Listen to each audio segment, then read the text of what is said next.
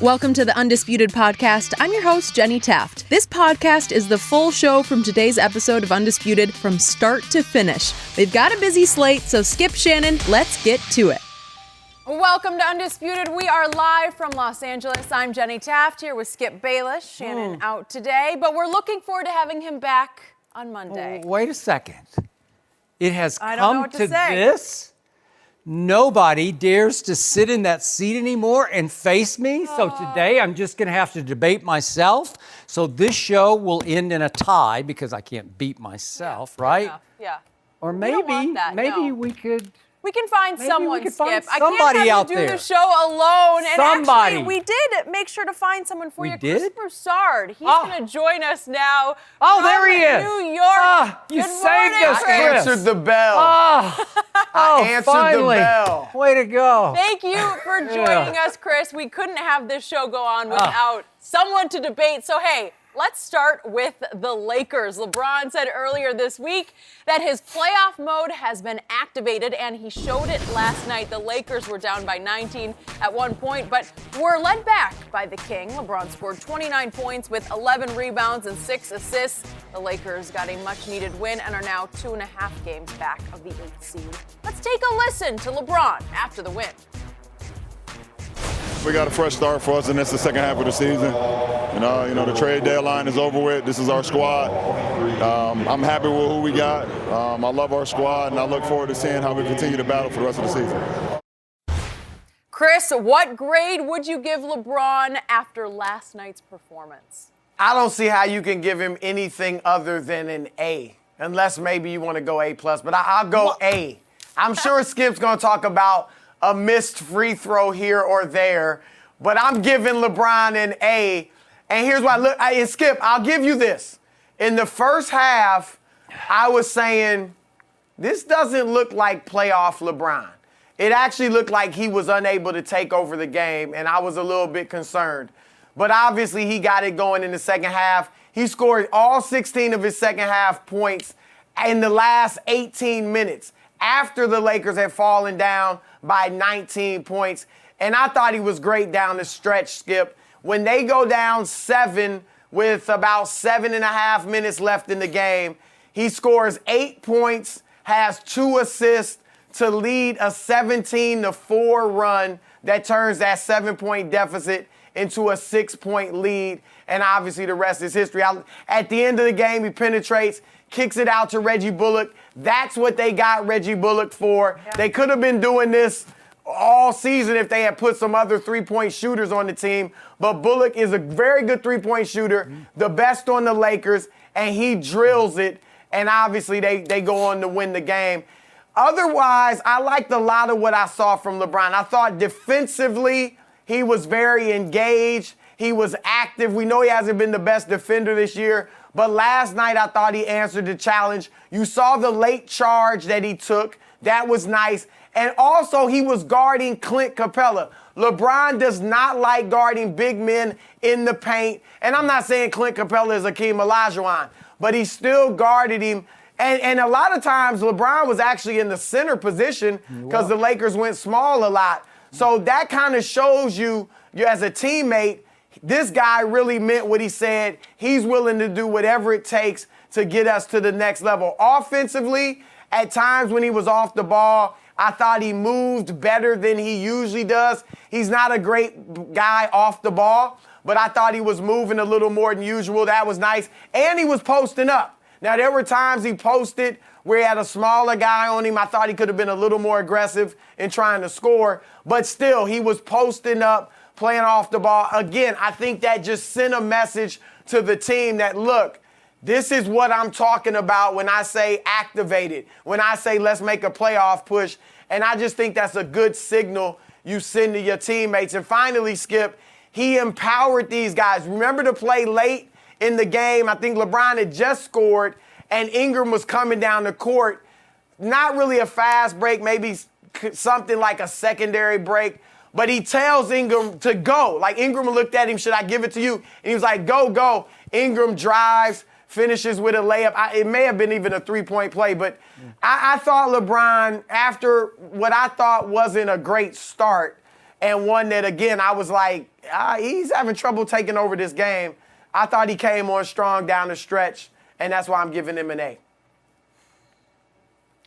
I don't know, Chris. I guess I always say this to Jenny and Shannon. I think I'm going to have to get a new TV because mine must be on the fritz. I didn't see that game you saw last night. And in fact, after I watched LeBron's post-game quotes, I'm going to have to drop what was, I'll give him a B for the game, but with the post-game quotes, I'm going to have to drop it to a B- because he had the audacity to say publicly on live national TV on TNT, I'm happy with who we got. I love my squad. No, you can't say that.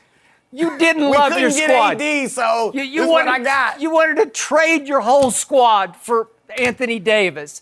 So you don't say that. That was Magic and Pelinka. Okay, that was their fault. I'm sure LeBron had a hand in that. I'm sure he had signed off on that because LeBron's agent, the Clutch Sports agent, Rich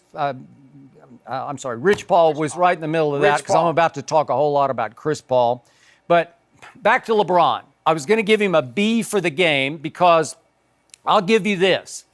We saw LeBron's rare attributes on display last night because he did play point guard most of the game. And I keep saying this. I'm going to give you this. LeBron James is still the best point guard in the NBA. When he handles the ball, I'm in my comfort zone watching him. I know he says he loves to be uncomfortable, but he is very comfortable orchestrating that offense. And I still think he has a lot of young, upcoming, very good talent. And I still can't believe the Pelicans didn't accept that trade offer because that would have put the Pelicans right back on the map.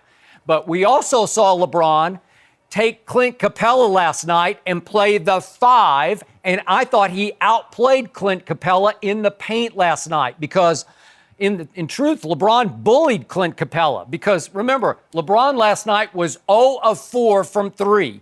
LeBron last night made only 2 shots outside the paint. LeBron made 9 baskets inside the paint, 9 two-point shots, a lot of them over Clint Capella. So he not only defended him, but I thought he just bullied him in the paint. That was LeBron at his best in those areas. But then for the whole game, he only had the 5th best plus-minus on his own team. And again, 29 points, 11 rebounds, had only 6 assists because they didn't shoot the ball in part very well from 3, 8 of 30 from 3. But the reason I can't go B+ or A- is because for the last 2:21 of the game, Chris Broussard, LeBron James didn't score a point. He did dish it to Bullock, who that was the dagger shot. So again, if LeBron had made the dagger, I might give him B+, A-, maybe even A. He gives no credit for drawing the defense with the assist. Okay, I'll give you that much, but how could you even start to consider an A+? I mean, A+ when he was 0 of 4 from 3 and had the 5th best plus-minus on his own team, that doesn't fly for me. But I will give him this, Mr. Broussard. He did step up to the line with 4:15 left and shocked me by making both free throws. Now, they weren't do-or-die free throws. They weren't gotta-make free throws. We weren't down inside 2 minutes, but we were inside 5 minutes. So 4:15 left. LeBron James actually made 2 free throws, and he made 7 of 10 for the game. And then he played bully ball with Capella. With 2:22 left, he drove the ball and shot that little, like, 4-foot sort of fadeaway off the glass. It is a big-time shot. I liked it. That was LeBron at his best doing what he does best. But again, the dagger comes with 1:31 left when LeBron did draw the defense and dish to Reggie Bullock, who nailed it from the corner. But Chris Broussard, in the biggest picture of this night, I thought that it wasn't so much about how great LeBron was, it was how psychologically weak the Houston Rockets were. Because clearly they walked onto the floor last night thinking they were going to get beaten or robbed or jobbed by Scott Foster, the head referee of that crew, because they've had so many problems with him in the past. And I thought even up 19 that they were looking for calls, begging for calls that they weren't getting. And they just unraveled psychologically. It's why I don't love the Rockets. It's why I don't trust James Harden at the highest level. It's why I've seen Chris Paul just unravel psychologically again and again in the biggest moments. And last night, he just gave up with 33 seconds left and was just asking for technical fouls from Scott Foster and basically got himself thrown out of the game. So, again, it was more to me about how bad Houston was blowing a 19-point lead than how great LeBron was. Your thoughts on that? Well, I still think LeBron was great with the A. I'll give him an A. I'm not going A+ like you said, but I'll go A. But you make some good points about the Rockets. And, look, I'll say this about the Rockets before I, get into their issues. I think Scott Foster is a fine official. I know the players voted him the worst in the league a few years ago or something like that. But anytime, Skip, your two stars, I mean, how often do you see a star foul out in the NBA?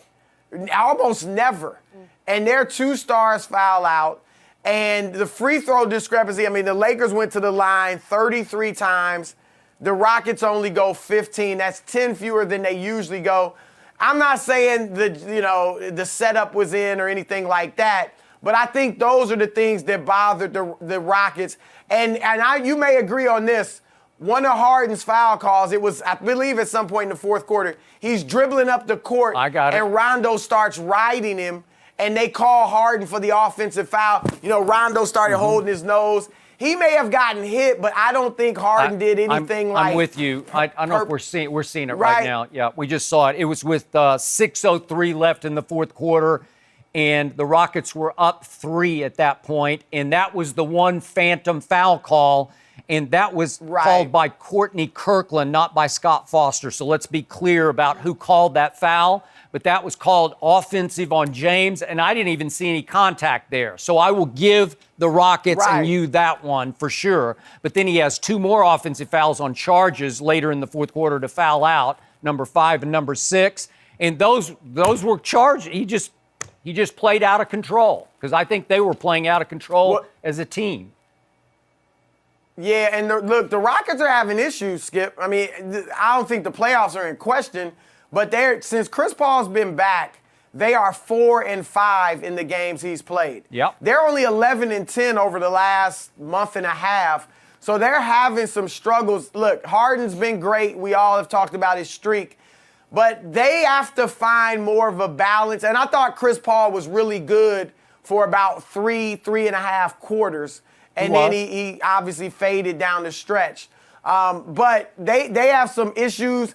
I think they're still in all James all the time mode. Yep. And now that they're healthy, they don't need to play that way. But it's tough to put the genie back in the bottle when Harden's excited about this streak. The other players are used to just having him do everything.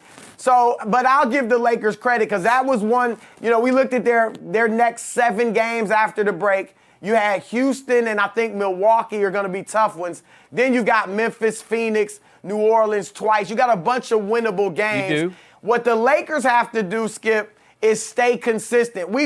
Heck, a few weeks ago, we just saw them beat Boston in Boston, and they fall off and lose to Atlanta. So they've got to stay consistent and win the games they should win. If they lose one to New Orleans or Memphis, then what you did last night is nullified. Mm-hmm. You can't let the foot off the gas. Now, let me get to the other guys, Skip, the other Lakers. I mean, Brandon Ingram obviously was great. This was one of his best games of his career. You could maybe argue it was the best. And I thought that was key. You mentioned LeBron playing a lot of point guard, which he did, but he also was off the ball enough to give Ingram room to do his thing. And so I thought that was big for Ingram. I think he felt empowered by LeBron. Kuzma wasn't his normal self. I think he ended up with 18. So he came on strong, at some points. But what I liked about Kuzma was you saw the exchange. Go ahead. On Kuzma. Yeah. You saw the exchange he and LeBron had on the bench. And I'm fine with that. I mean, teammates, I don't know if they were arguing or what it was. They were. But teammates do that. And Kuzma didn't melt. And I don't think Kuzma does melt. I think he's got good, fortitude, and I think he's mentally tough. But I like that after that, he still was able to play his game, hit some big shots. And the thing I'm going to throw out to you, Skip, Reggie Bullock, that's what they got him for. I know a lot of people don't know about him, but he instantaneously became the Lakers' best three-point shooter. I think he's 39% from three. He shoots 6 or 7 of them a game. He hit 4 last night, obviously the big one we talked about earlier. And the thing was the Lakers' defense finally was good. And when I look at Lonzo and when he gets back, we know he's very valuable on the defensive end. But if Bullock continues to shoot well, they're going to need Bullock on the court. And I'm not saying you don't play Lonzo. Obviously, he's good enough to be out there at some point. But if Bullock keeps shooting like this, you're going to need Bullock out there more than Lonzo because you need a floor spacer. Okay. Back to Kyle Kuzma. I love your point because he took LeBron's wrath and it didn't bother him. He shook it off. He accepted it. I think he thought about it. And he kept on doing what he always does, which is just green light, shoot it with no conscience. And I don't think he's getting enough credit because, remember, when they fall down 19 points with 6:57 left in the third quarter, it was Kyle Kuzma who kept them afloat because they go on a 23-11 run to end the third quarter to get back in the game, cut the deficit to 7. 11 of the 23 were scored by Kyle Kuzma. That was his hot streak. He is highly capable of doing that. I think he's also highly capable of closing games, but Ingram was playing at a little higher level last night, so LeBron was deferring more to Ingram down the stretch than Kuzma. So let's go back. Let's not leave the Scott Foster behind because I want to be fair to the Houston Rockets. They did not go to the free throw line one time in the last 20 minutes of the game. That's a lot of minutes. So it's sort of mid-third quarter all the way to the end of the game. They don't shoot a free throw. And obviously, James Harden has led the NBA to this point with 627 free throw attempts, which are 81 more than second place Joel Embiid. So the point is that they get calls every night. They live on calls. James Harden gets more calls than anybody does, but they think Scott Foster will not give them anything and, in fact, will hurt them. So over that stretch from up 19, they go 3 of 18 from the three-point line. So they just started to unravel psychologically because they thought they weren't getting any calls. Scott Foster called, if we do techs and personal fouls last night, he called 18 and 12 went against the Lakers. But I thought they were mostly deserved. So I didn't see how he was robbing the Rockets on the road. And yet this team lives and dies on the whistle. So when it doesn't get the whistle, it just folds. And that's what I don't like about it in the playoffs because they're not going to get as many calls from anybody, not just Scott Foster in the playoffs. And that's why you can't trust them because if they can't get to the free throw line consistently, they're just not that good. I think they're mediocre without the referee whistle. No, that's fair. And look, you talked about Harden and Chris Paul not trusting them in the playoffs. Well, Mike D'Antoni's teams, as much as I like these teams in Phoenix, they've never been mentally tough. Never. And, you know, in some of their series with the Spurs, you know, those games would be tight and the Spurs would execute down the stretch and Phoenix would make some type of error, whether it was a missed assignment, a turnover, guys coming off the bench during a scrum, and getting suspended. Yep. Whatever it was, that's a trait of a Mike D'Antoni team. So you may be on to something with them not being mentally tough. And we've seen Chris either get hurt or struggle at times in clutch moments in the playoffs, as well as James Harden. So, yeah, that's going to be something to watch for them. But, the Rockets, look, if this continues, and I'm with you, I don't think the fix was in, certainly. I don't think the referees are trying to help out the Lakers. But if there's a trend like this where the Lakers are getting, to the free throw line much more than their opponent, and stars on other teams are fouling out, you know the conspiracy hounds will be out there and say the league is trying to get LeBron and the Lakers in the playoffs. Well, they are.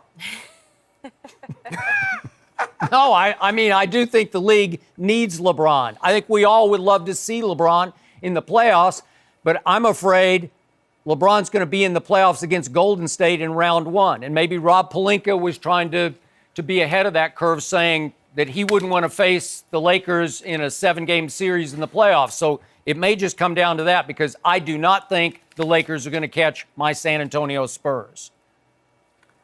Well, look, I think LeBron, and again, they've got to keep this intensity the rest of the way. They got 24 games left, I think. They have to keep it the rest of the way. It's good for the young guys because they're in the playoffs now. Like, these are playoff games for the Lakers. And I think LeBron understands just making the playoffs. I'm not saying he's satisfied without winning a championship or anything like that. But he understands just making the playoffs at this point is a victory, even if you get swept or beaten 5 by Golden State. But I also think he's pointing to that 7th seed. And I believe the Lakers can, not saying they definitely would, but can beat anybody else in the West other than Golden State. So if they get to 7, Denver is nothing special on the road. I agree. And none of those guys have any playoff experience other than Paul Millsap, who's been there a little bit with Atlanta. I would take LeBron and the Lakers over Denver without question. And then if you get Houston, we know you can beat them. You can. OKC is tough. I think they're probably the second best team in the conference right now. But I would give the Lakers a good shot against them. I would give him a good shot. I just wouldn't give LeBron an A+ for last night. That's all I know. Okay. A. Oh, an A from Chris. I'm not surprised by that. And I thought Chris was objective. So did I. I thought he just lost his Jen, what was it? For a me? B? It definitely wasn't a B. Come on. B+. The way he turned it around, he was activated, Chris. That's what we've been waiting for. He said he was going to do it. Very diplomatic. Next up for the Lakers, a trip to New Orleans. That should be interesting on Saturday. Chris, thank you for joining us. We're going to stay talking about the Lakers. Are they now a lock for the playoffs? After what we saw, we'll discuss next. No mercy.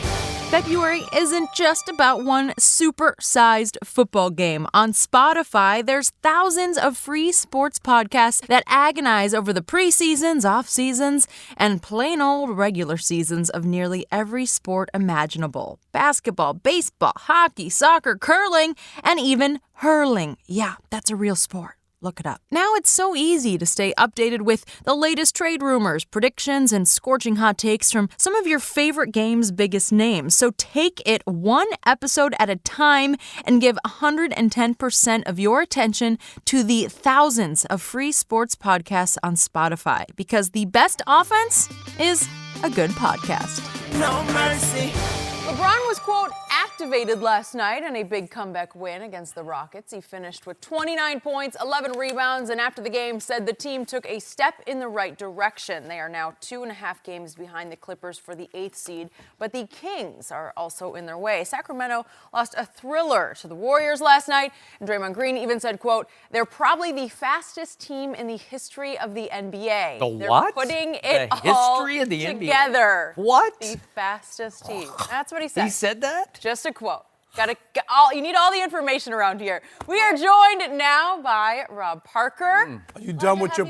Good morning. Yeah. Done with your prelim? Yeah, my warm-up act. Warm-up. What? Chris Broussard. Yeah. Yeah. Okay. Now you got the real stuff to deal with. I'm here, ready to go. Well, you have said that you believe the Lakers will miss the playoffs. So, Rob, after what you saw last night, have you changed your opinion?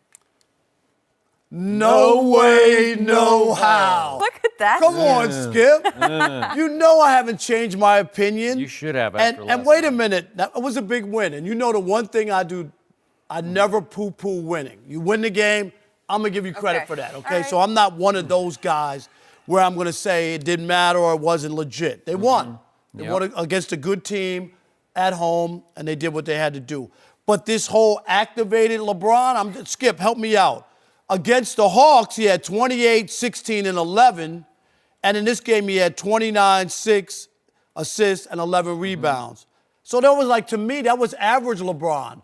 That wasn't anything special. If the LeBron, first half was below average, Right, because he was deactivated in the first half. and you would have looked and went, I mean, don't tell me everybody feels good after the fact, because I always say, winning is the best makeup that you could have. Yep. It covers up everything. So when you win, people forget about the first 3 quarters or 2.5 quarters and go, oh, they won, they're moving on, they're great, they're going to the Western Conference Finals.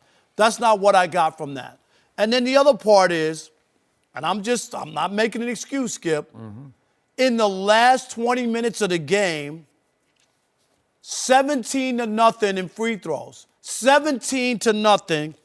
And I just had to, let me put my glasses on. You know I never wear my glasses. All right. But I had to go look on the box score just to make sure that Tim Donaghy wasn't the official in this game. Checking. Because Skip, I don't care who you are and how good you are and what kind of players you have.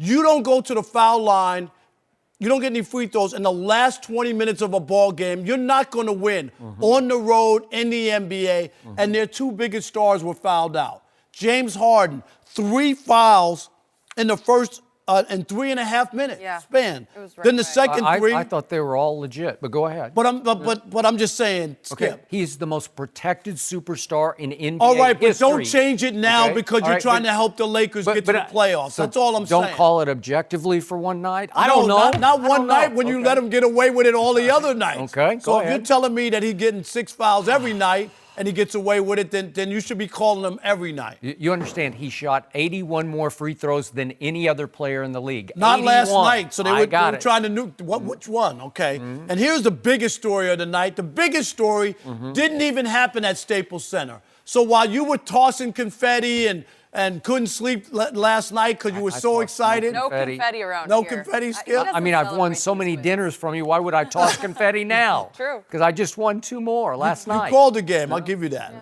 But the bigger story happened in Golden State. It was a big story. It's a big story, even though the Kings lost. Skip, and they've lost all 4 that they played against the Warriors. You ready? By a total of 12 points. That speaks volumes. And I've never heard the whole Golden State Go crazy. locker room just rave about another team. Yeah. They never raved about the Cavaliers and all those finals the way they raved about the Kings last night. And that's because if you're waiting for them to collapse and not compete from here on out, you're going to be in for a rude awakening. And you know what? The Lakers might overtake them, but it ain't because the Kings are going to roll over and be afraid of the moment. They've played well all year, and what happened with the Warriors tells you that they're here to stay. So, yes, the Lakers got a big, important win. They're moving forward. They got a nice schedule as you look the next couple of games. They can't afford to have a misstep. At New Orleans, at Memphis, and then again New Orleans. Don't forget, New Orleans just beat OKC, and Anthony Davis is playing, although his minutes have been cut. So, good win for the Lakers. They should be happy. I didn't see this unleashed LeBron or activated LeBron that everybody's talking about.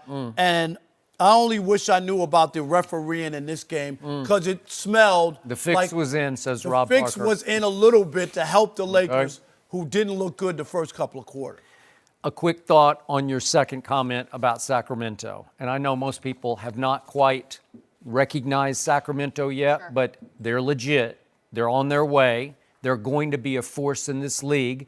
I'm not sure it's going to be this year, but definitely the next 3 years, you're going to have to deal with this team. LeBron's going to have to deal with this team as yet another Western Conference roadblock to up the standings.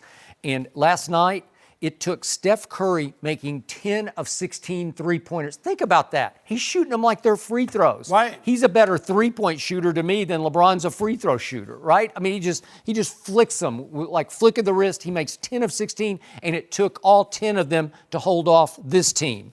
Because this team, Marvin Bagley, is just playing out of his mind. He had 28 and 14 last night. Whew.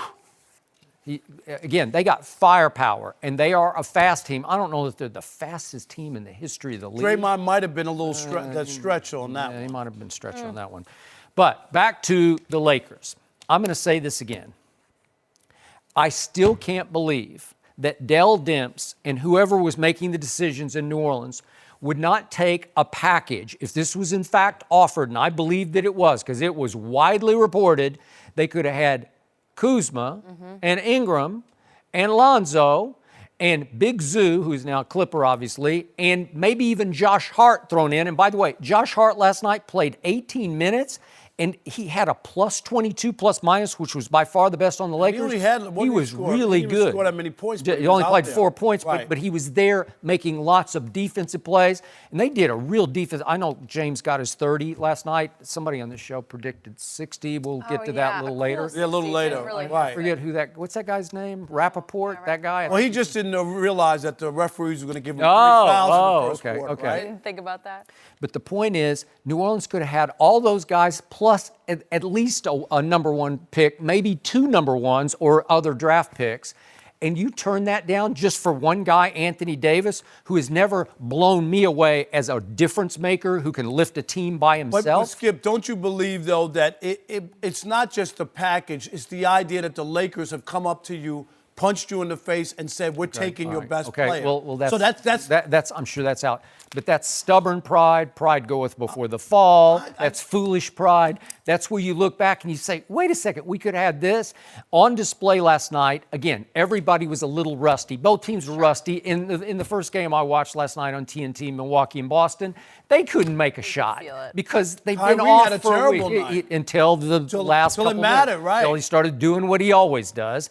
And he got fouled on the last play of that game by little Bledsoe, a little body foul, but they're not going to call that. And he would have gone to the line, made those 2 free throws, and they would have won that game. But the point is, nobody could make a shot, but I saw flashes of all the young Lakers, and it's why they're going to make the playoffs. It's not just LeBron. He just plays point guard, and then he can defend a center like Capella, because Capella's not as physical. You know, LeBron, I don't know, there was the report that he shot down and scoffed at about he weighs 280. Yeah. I don't know, he's somewhere up there. He's 270. For him to even mention it, remember the way he kind of mentioned it in a thing, tells you he's conscious of what people are somewhere saying. up there. But he can play bully ball on Clint Capella now. So you've got that in your arsenal. JaVale McGee had 2 big blocks last night, and he usually has 4 blocks.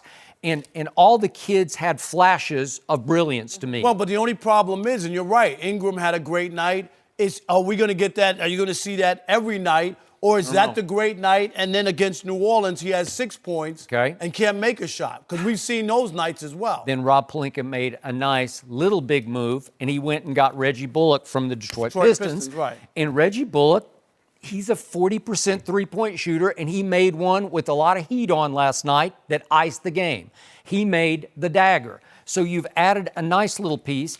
And KCP, Caldwell Pope, he was defending James a lot and really getting up into him. He's a nice player. He's been around. He's trustable. LeBron trusts him.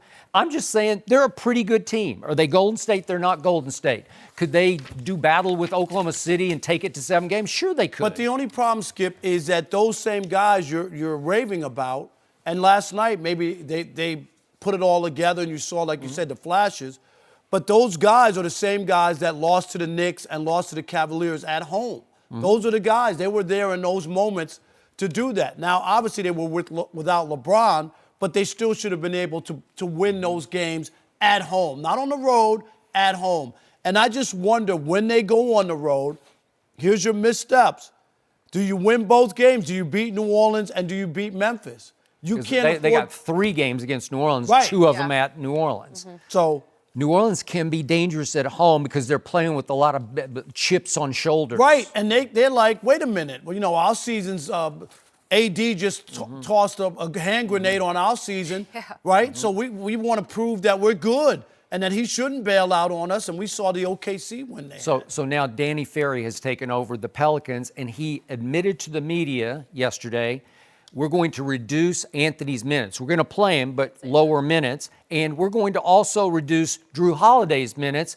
And the point is, I think he's just publicly saying, we are tanking. That's how it came across to me. Well, did they? What good does it do them to do anything but tank? Crazy. Did they tell the fans, can they tank on the ticket prices? No, Yeah. they did If not. I They get paid their season tickets tickets, I would be demanding a refund. And I think fans get always worked over in these situations where I paid $500 or whatever it is for a ticket, Skip, and you're telling me you're going to tank? I didn't pay for that.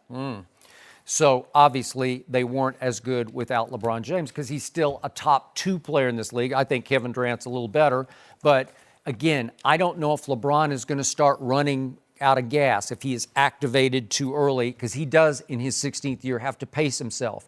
But they're going to need to win all 3 New Orleans games. And if they do, they're going to make the playoffs. I think they are, but I don't think they can rise up to the 7 and catch San Antonio, which has an interesting game tonight at Toronto. We're going to discuss that later against that guy who quit on them last year, but I won't don't get me started on that. Did he quit? Or? Yeah. Oh, he's flat down. He shut it down. Yeah, he tanked. He tanked his whole season. He tanked his way right out of town and all the way right out of the country. Yeah, right out of the country. He did. He the North now. Way to go. And whether he's going to play tonight is anybody's guess, because you never know whether he's going to play a game or not. But here's the other problem with the Lakers, is that they did such a poor job when LeBron wasn't there. They just don't have enough wiggle room. This is because you just brought it up. There's going to be a misstep somewhere along the line with one of these bad teams, and that could wind up. Remember what I told you.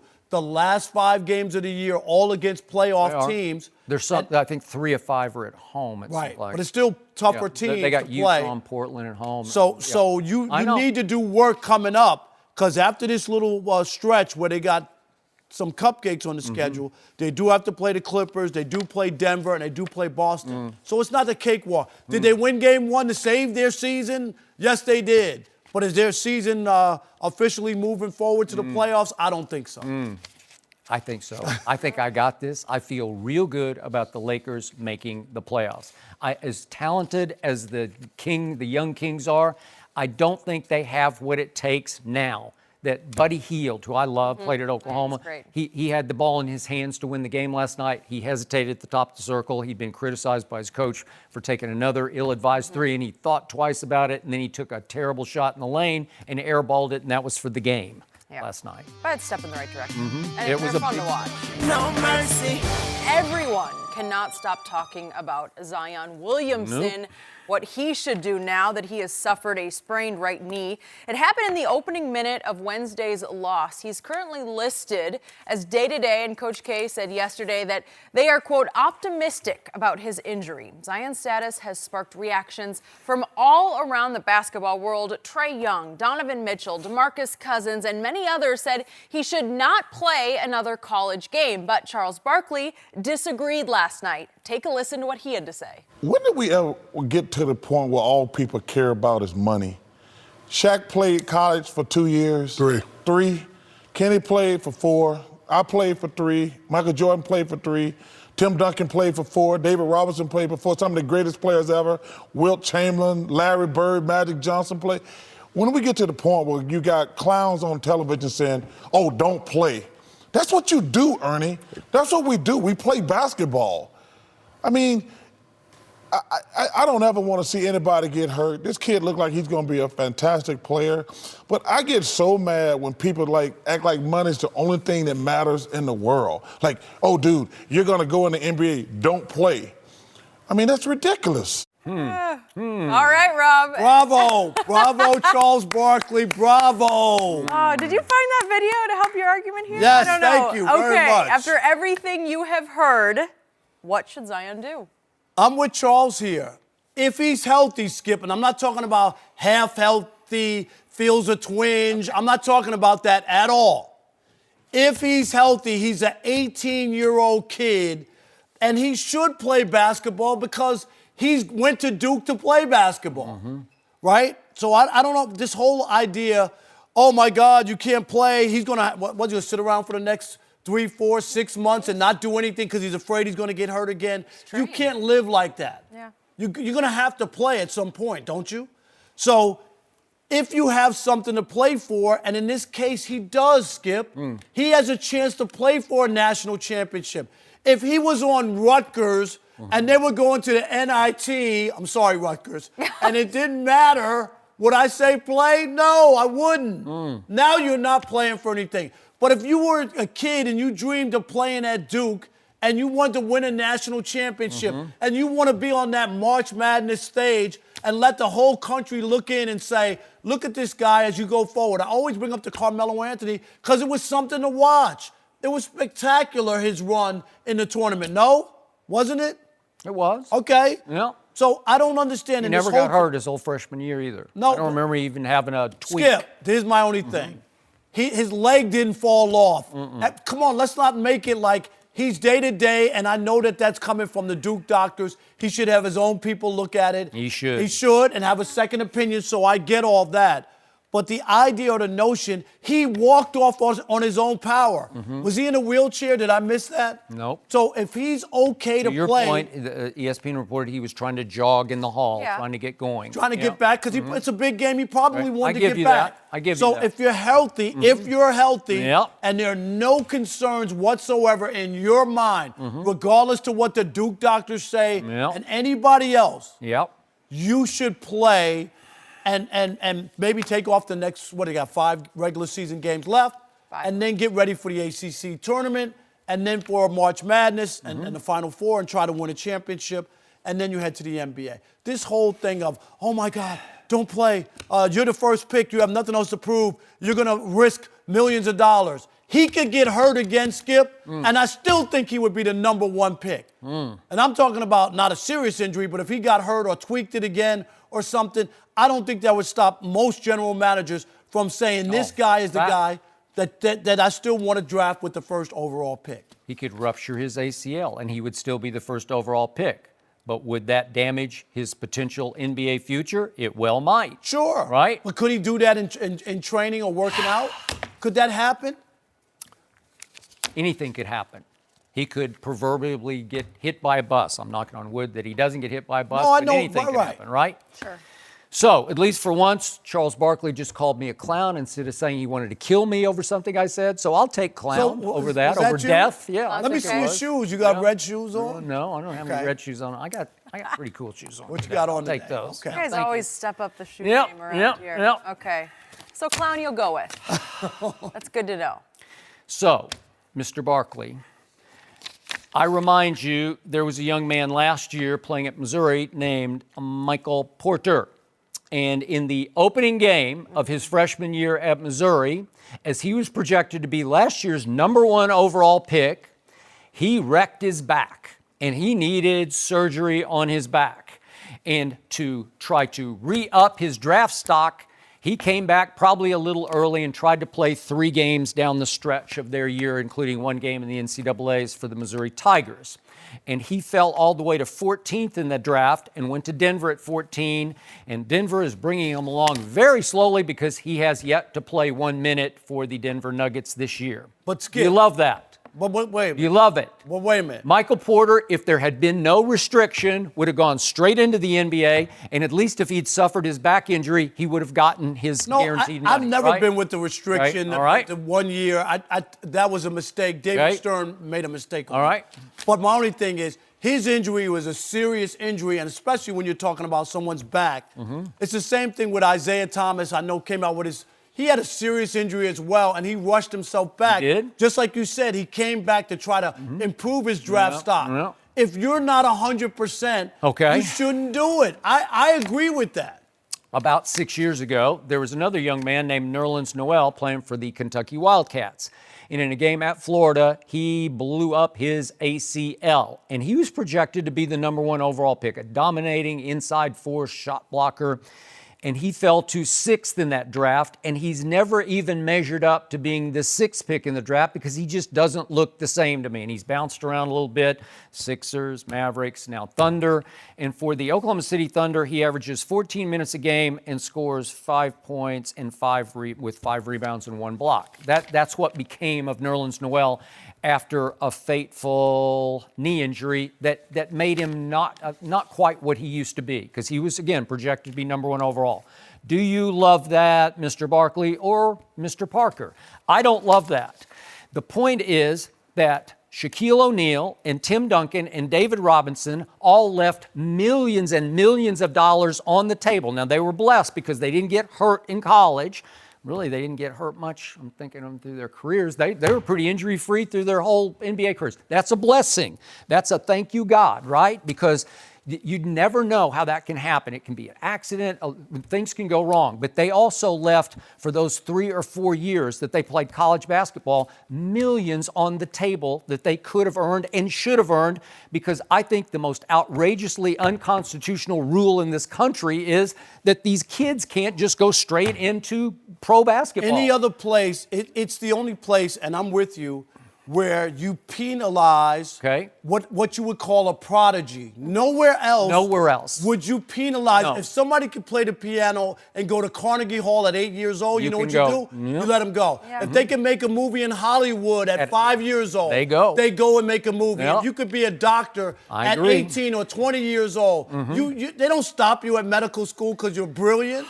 Only in basketball are we having this conversation. So, Charles, Shaq, Kenny, Tim Duncan, David Robinson, they all could have been playing for the love of basketball while making money, because Charles could have gone to the Sixers and loved playing basketball for the Sixers instead of playing for 3 years at dear old Auburn, right? But only thing is with Zion, if it's all about money, and I'm just saying, if this is all about money, he should have gone to Europe to play where he could have got money this year rather than go to Duke, where you're not getting any money, and Coach K's making $14 million or whatever the number is, and everybody else is around Zion him. actually going to class getting 1/4 of a degree? I don't know. I don't know either. Yeah. But I'm just saying, if it's about money, then he's never should have gone to Duke, because there was no money there. So obviously there had to be about going to Duke and putting himself on a platform, where he'll get noticed by scouts. People will figure out that he's a great player. I pointed out to you yesterday, in his 26 games, he's gone from, according to some services, the 5th-ranked player all the way to the runaway slam dunk #1 overall pick. So he used college basketball, which is the ultimate developmental league, because you're playing on the biggest stages before millions of people. Unfortunately, you're playing for you're getting room, board, and tuition, but that's all that you're getting in most cases. Some players are getting some behind-the-scenes AAU-type money, but in most cases, they're not making that much money, right? So it is a free country, and if Zion just loves Duke and the whole college experience for 1 year, and he just wants to be true to that school and play for dear old U for 1 year and experience what it feels like to be, have one shining moment and be the MOP, the most outstanding player of the Final Four. If you want to do that, God bless you. It's free. You can do it. You're doing it for free, basically, but it is a free country. But to me, there is high risk in that, because I also told you yesterday, this is a rare specimen. Exactly. This is 285 pounds that can get the 285 pounds up higher than anyone's ever seen anybody jump at that weight. But here's the pushback if that's the case. If you're telling me you're afraid for him to play college because he's going to get hurt again, how's he not going to get hurt in the NBA? I don't know. You're just saying he's got... It's possible he has a shorter shelf life than most players because of his gifts, like his tonnage plus his leaping, his power leaping ability. But I'm just saying that wouldn't make me feel good as a general manager. I just wonder about an 18-year-old kid, and I'm saying who's healthy, right? We're saying who's healthy, who doesn't want to play. Okay, I got that. But again, these kids are at least enlightened enough. They have enough new advisors and parents who are enlightened who say, time out, what are we doing here? Because in Shaq's day, nobody was enlightened. It was just given that your father told you, you need to go play for LSU, Shaq. No, it'll be fun. Baton Rouge will be a blast. You'll have college experiences. You can maybe join a fraternity and blah, blah, blah. And again, you went to college. You went to higher levels of college. You went to Columbia. I went to Vanderbilt. It was great. I cherish my years there. I cherish my years. But I was not gifted enough to do this, right? And that's where it's different. Okay, that's where it's different. Now, I get that, but I also think that sometimes we take the kids' childhood away from people because we do overanalyze, and everything is a big skip. We could go down the line. As kids, I drank from the water hose. Parents wouldn't let kids drink from the water hose now. Okay. We rode a bike. Skip, did you ride a bike without a helmet? Did I? Everybody did. Wait, I rode a motorcycle without a helmet. Okay, but I'm just saying, this is where we are now. I know. Like, everything is overdone, and I'm not sure that this is Zion more than it is adults and advisors and people who are looking at the monetary thing. He's their cash cow. That's what he is, but he's still a kid. And I'm not saying that you should put a kid in harm's way or not warn him about these things, but if he has it in his heart that winning a national championship means something to him, that's fine. How could you take that away from him can't. if he's healthy? Okay, but don't come crying to me if you blow up your knee next time and you completely wreck it and it at least damages your NBA If he superstar. blows up his knee in working out or in a scrimmage, right, not in a game, then what would the excuse be? You can't prevent anything from happening. I mean, it could happen. Injuries could happen. But he is rare, Skip. And you have to protect that. And I love college athletics. I played them. Do. I cover them. It was the time of my life. But he's different. And not everyone is Zion. And not everyone's going to have the chance to have this future. And I think I have been convinced it's too risky. It doesn't make sense at this point. Sarah. Maybe Whatever Zion, will be, wait, will maybe be. Zion should walk on for the Duke lacrosse team. What do you think? Can you imagine? Yeah? I think Because just for the love of the sport. he'd do well. Who's the greatest lacrosse player ever? Jenny. Yeah, definitely not. I wish I could say Jim that Brown, my college career was that successful. It would be Jim Brown. But it was not. And we will move on to the Steelers. Should their players be upset with their general manager? We'll discuss everything that's going on there next. No mercy. Steelers keep making news for the wrong reasons. Earlier this week, GM Kevin Colbert defended Ben Roethlisberger's right to criticize teammates. He added that Ben has, quote, 52 kids under him, quite honestly. Well, that didn't sit well with Steelers veterans. NFL Network reports that quite a few players are a little skeptical about him calling them kids. Rob, did you have a problem with those comments? A major problem. And Skip, condescending, talking down to grown men and this whole idea that, I get it, Big Ben's your quarterback. If you wanted to make that point, he's won you a couple Super Bowls. He's the quarterback, the leader of the team. I'm buying into all that. But the notion that he's the man in the room and the other 52 players are kids, and especially the condescending tone about it, is also one of those things you got to be really careful with, just racially.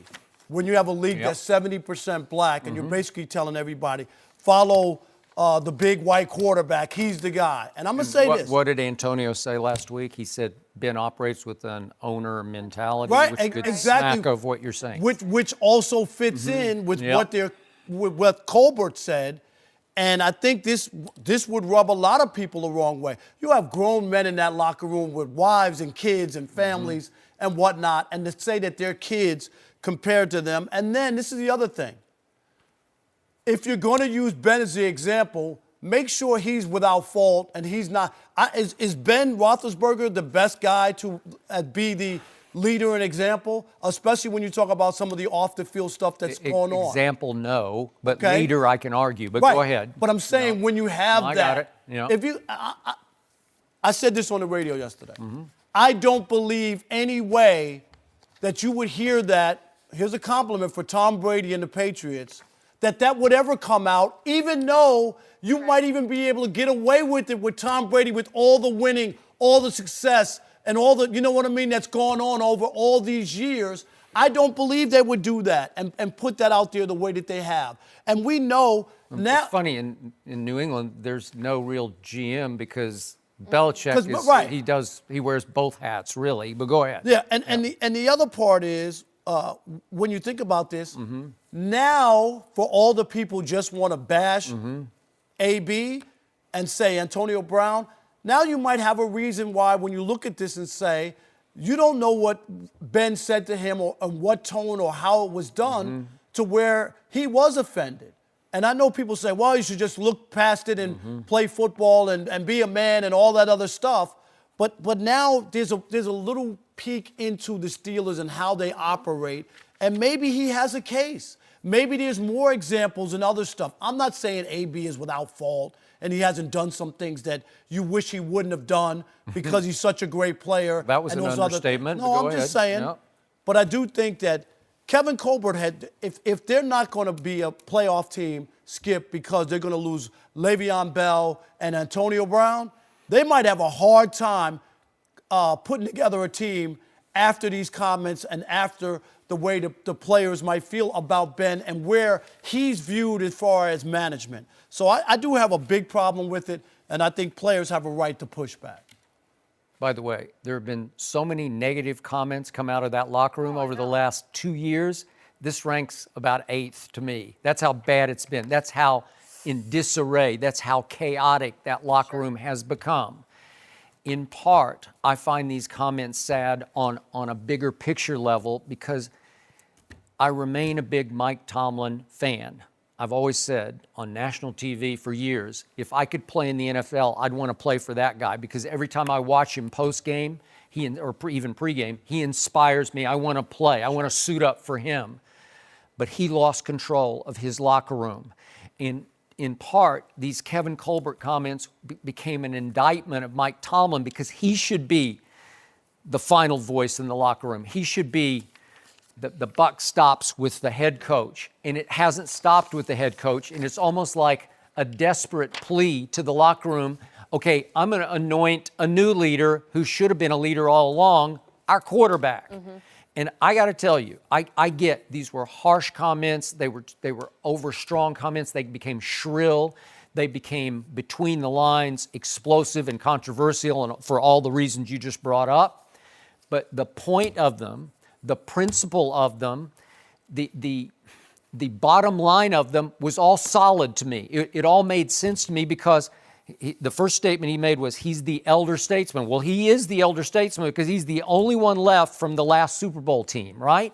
And Ben has played in 3 and won 2. He has not been a choir boy off the field, and we know about the 2 major incidents, for one of which he got suspended, right? And so you're good on that one. I give you all those points. But I think it's a desperate plea to everyone else in the locker room when he's talking about he's got 52 kids under him. He means in football years that they just don't have the experience that Ben has had on the biggest stage. Nobody else has played in a Super Bowl. And his point was, when you do get other guys playing in the Super Bowl, then they can say, it's my turn to start to lead this team. But they don't have anybody who even qualifies as a leader on this team because they're younger and less decorated than the quarterback. I think you could have said it in a better way, and I think that the way he said it, you read more into it. Just the idea that somebody's a kid because they didn't win a Super Bowl or Ben is the last guy. Just doing it on experience. You know what I mean? Yeah. It could have been said differently, and I'm just saying as far as experience, but to say that you should just listen to Ben no matter what because he was the last guy Rob, from a Super Bowl if you look hard over the last 2 years, a lot of players in that locker room have acted like kids, starting with Antonio. Well, and that might be coaching, though, but that doesn't mean that there aren't grown men in there. And for Kevin Colbert to act as if there aren't any grown men just because a handful, Skip, and I'll give you that. But that doesn't mean there aren't veterans in there who are grown men who are going to work every day and trying to make, trying to win something. They were 6-2 last year. They were 6-2 on their way. Did Ben lead them to the playoffs?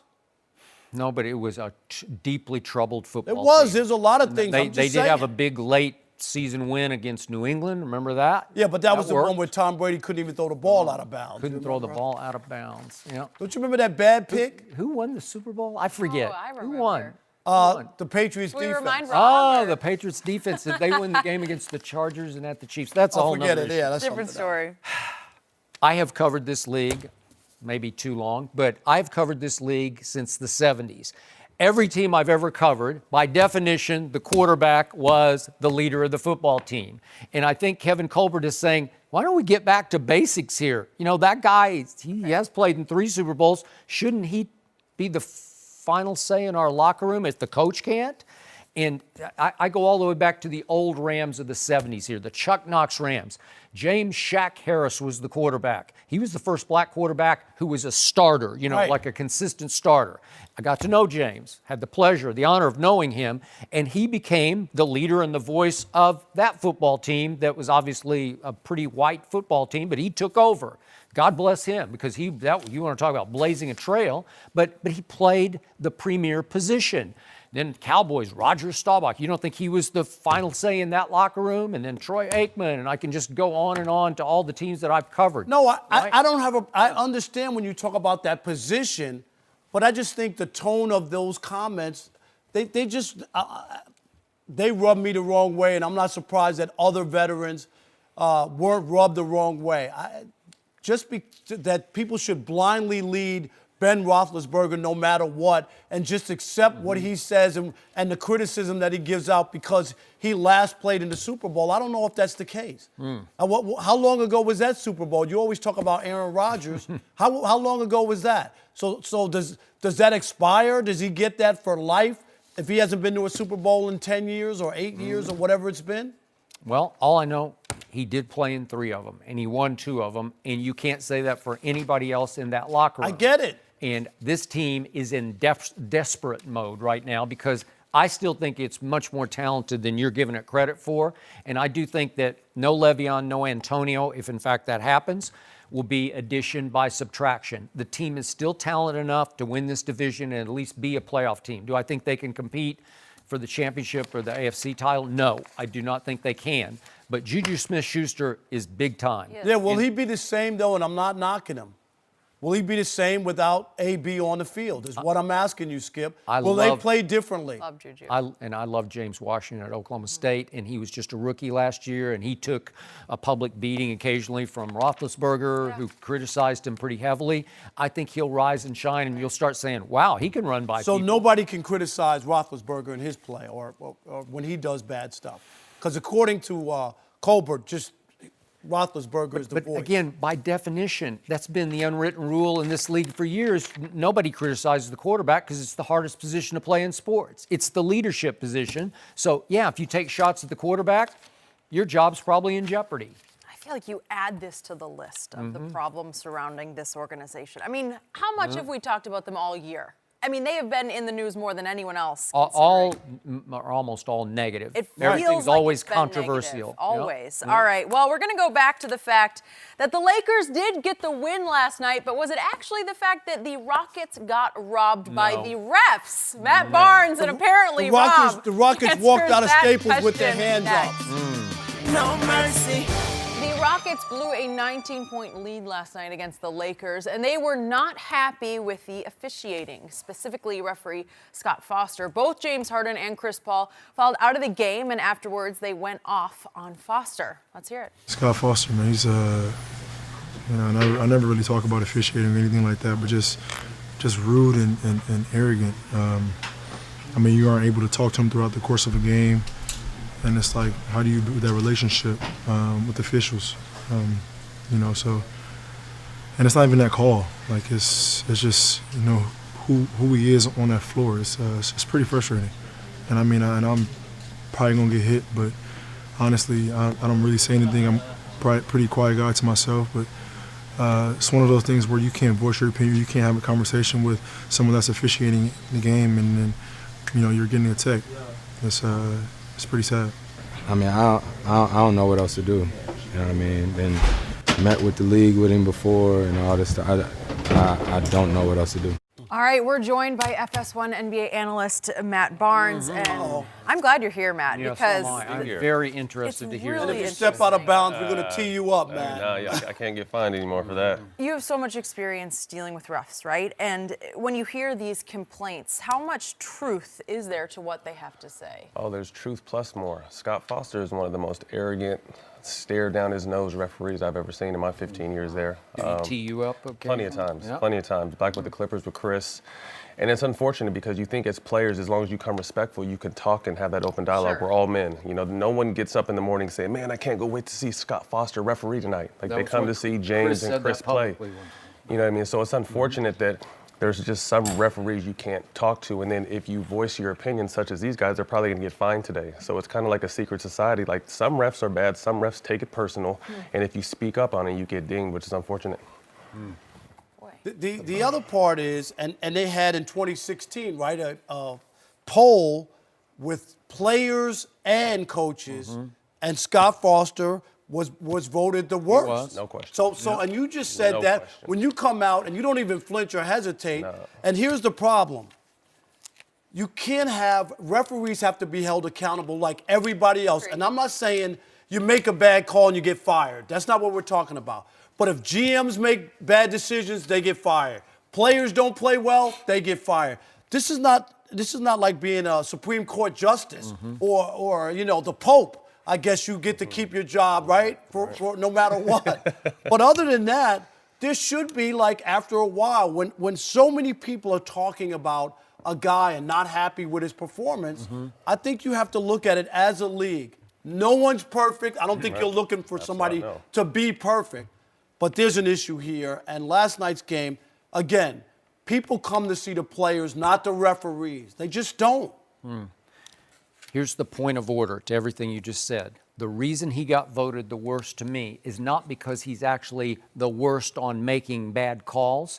He's actually, what's that? I think it's his attitude. It's style. It's the way it's right. I don't think anybody says he's a bad referee. He just has a bad bedside manner or whatever you want to call that way. His interactions, his ability to go back and forth with the player is non-existent because he will not take it. And it got to the point that Chris Paul asked for a meeting at the league office with Scott Foster, and they sat down in the same room and tried to air their grievances out. I'm not sure what Scott said because he doesn't say a whole lot to anybody. He just usually goes like this. And he doesn't do big ones. He just does little ones like, yeah, you're gone. And Chris was asking for it at the end of the game. He said, yeah, okay. Yeah, give it to me. Another one. So the point is, back in the day, Joey Crawford, you'll remember, got into it with my San Antonio Spurs and Tim Duncan, and it just exploded. And there was one fateful game in which Tim Duncan was on the bench, near the end of the bench, laughing about some joke somebody had made on the bench. And Joey Crawford thought he was laughing at Joey Crawford. So he tees him up and tosses him. And Joey Crawford got indefinitely suspended for that. The problem here is that Scott Foster is not viewed as a bad referee, so it's difficult for the league to say, okay, let's not put him on Rockets games. Because if you open that Pandora's box, you can't do that. Right. Then everybody's going to say, every team's got some ref they think has it in for that team. Does he have it in for the Rockets? I don't know. Did he make any bad calls last night? I didn't see a bad call. I saw Courtney Kirkland make one on James Harden. It was 6:03 left in the game. Rockets are up 3. If we could see that play one more time, please. And James is just dribbling the ball up the floor, and Rondo's kind of hounding him up the floor. Here we go. And all of a sudden, Rondo kind of goes for a steal and then grabs his nose. That's a foul? Yeah, and it was like a flop in effect because there's nothing there. And Rondo's grabbing his nose like, oh, he hit me in the nose. No, he didn't. There was no contact. Right. That's foul number 4 that led to 5 and 6, and they were both charges. I can remember during the playoff run when Larry Brown was coach, and we talk about officials. And I remember Larry Brown before the game, we're in his office, and he says, who's refereeing? He looked at the list. He goes, we're losing tonight. And I'm just like, what? No, that's Larry Brown. A lot of people do that, though. He said, I'm 1-11 in games where this guy referees. We will not win. Do you know what happened that night? They lost. And I said to myself, really? That's something. Go ahead. No. That's something in pregame. You know, we always who's reffing. You know what I mean? You want to know who's reffing because there's certain guys you just have to watch out for. Like I said, it's unfortunate. We go to play, and being a referee is tough. You know, you're refereeing 10 of the most incredible athletes on the planet. The game is high speed, especially with the pace of the game now. So it's tough. But like you said, I think Skip hit it on the head. It's not so much the calls here and there. It's the way his arrogance and the way he carries himself. Like you can't say anything. You can't look at him. He's beyond reproach. Yeah, exactly. And it's unfortunate. Like I said, it's a high-paced game. As a player, emotions are always involved. Sure. You know what I mean? So our delivery may not be, as calm as it needs to be, but I think as a ref, you need to understand that. You know what I mean? Like in the 2-minute report, okay, he made a mistake here. What does that really do? You know what I mean? Like in football, they missed the call. Like, what is that going to do? It still makes us lose. We don't go to the playoffs. They don't go to the Super Bowl. So something needs to be done with him because he's been his arrogance has cost a lot of guys money and cost a lot of teams games. I'm not saying it happened last night, but just overall, Scott Foster is a constant name you hear when it comes to something like this. Do you also see or get the feeling sometimes the league has it in they want the Lakers to make the playoffs, and right away. Come on, Harden gets 3 fouls in 3.5 minutes in the first quarter. 4 offensive fouls in one game. I've never seen. But I kind of see. Do you know what I mean? Yeah. When you feel like. But I kind of see it's ironic too because James always gets calls. Right. He always gets calls. So what happened last night? So a part of me is like, okay, you finally don't get this. Now to the bottom line. I have heard this for years, back to my days covering Dick Motta. He did the same thing. He'd look, oh, we were going to lose tonight.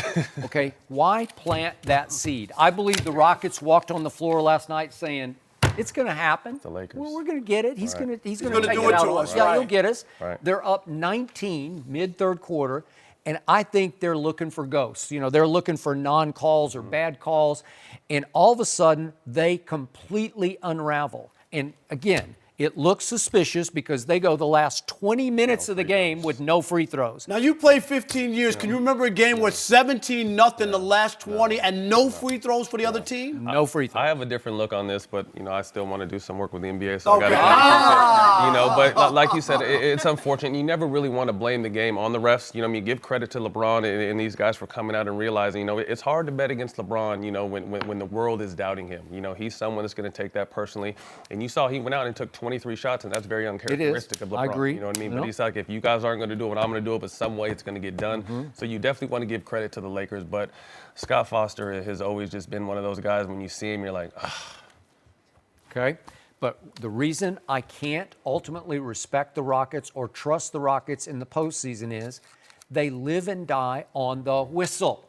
James needs the whistle because, and again, I give him high marks because he makes his free throws. He almost makes 90% of, and he shot 81 more free throws than anybody else in the league. So how many times do we hear complaints about he just does this, he goes up, and he's going to get the 4-point, Right, ball, but they call those during the regular season, and then you get to the playoffs, and they don't They call them. don't call them. So then that alters everything, right? And again, I'm sure because you played with Chris, and I respect Chris on some levels, but when he loses it, man, he just loses it. He goes completely over the edge. He comes completely apart. Right. He's got it's like just a bad temper that just runs amok, Right. And once he decided Scott Foster was going to get him last night, he just came completely apart. Feel it. Well, okay, because with 33 seconds left, it was still a game. They were only down 4, and he just. Oh. But it's unfortunate. To Chris's credit, and Chris is someone who got on the refs, as I did. But when you, like I said, there's such a history with those two, and when you see it happening on national TV in LA against the Lakers, you're just like, not again. You know what I mean? So he really probably wanted to say more to him, but he's saying anything is going to get him teed. And, they lost the game. So, like I said, I definitely think it's something the NBA needs to look into somehow, some way. But like you said, you can't, you just can't ref Rocket games because that's going to open Pandora's box for a lot of different teams. Yeah. So I guess the sit down with Chris didn't do much good. Not at all. No, it seems to be a problem that they are going to need to figure out, because you don't want this to keep coming up. Matt, you're going to stick around with us. Talk a bit more about Zion Williamson, your thoughts, if he should shut it down for the rest of the season. We'll discuss everything there next. No mercy. Zion Williamson suffered a sprained right knee in the opening minute of Wednesday's loss. He's currently listed as day-to-day, and Coach K said yesterday that they are, quote, optimistic about his injury. Zion's status has sparked reactions from all around the basketball world. If he should come back and play for Duke this season or sit out and wait for the NBA draft. Joined once again by Matt Barnes. So, Matt, in your opinion, what should he do? Tough question. You hear Charles last night talking about what happened to just going out there and playing, but I think the game and the money has changed so much now. It's more of a business decision now. It's more of a business move, what's best for him and what's best for his family, what's best for his future. Obviously he has a boatload of money waiting on him. As a fan, I don't watch as much college basketball, but I'll watch him. He's must-watch TV. And I want to attack this from several different layers, and I won't attack it all at once, but the price of the tickets. You know what I mean? They're coming to see him. Why are these players not getting any of this? I don't want to go off topic, but why are these players not getting any of this money? It's part of it, yeah. But like I always said, talk about the coaches have deals with Nike. They don't even wear the sneakers. Ridiculous, right? But I think if it's, if there's no structural damage, Duke needs to check it out, and I think he needs to have a personal doctor check it out. He needs to have a good team around him as far as family and people he trusts. And if he feels like, like they said, he walked off on his own strength, was running back in the tunnel, hopefully it's nothing too serious. If it's nothing too serious, I think he should come back and try to win a national championship and to be the number 1 pick next year. See, I'm with you on that. If he's healthy. If he's healthy, I'm okay with that. If this is his dream, he obviously went to Duke because he wanted to play at that program and maybe have a chance to win. He also went there because he was forced to go somewhere. Well, no, I agree with that. Great point. But also, I hear all the players pushing back now. That same union was the one who agreed with David Stern and signed off on it. Yeah, that was one person that kind of But am I right? I mean, so every time I hear the players, I'm like, remember, you signed off on this. It was a bad thing when it first came out. One person we signed off on a lot of bad stuff that, as a group back then, we really didn't agree with. That certain people kind of pulled the trigger on. So, Can you specify who the one was? Who was in charge back then? You guys can put it together, okay. or do some research. Okay. Right. You weren't talking about a player rep or a. No, I'm going talking bigger. about- yeah, okay, yeah. got Right. it. But that was my point. You know what I mean? And so I guess I'm just, if he's healthy and this is something that he wants to do, I understand the difference between college basketball and college football. If I'm playing in some meaningless bowl game, right, I'm not going to do that. Who was the kid from Michigan? Jake Butt, right?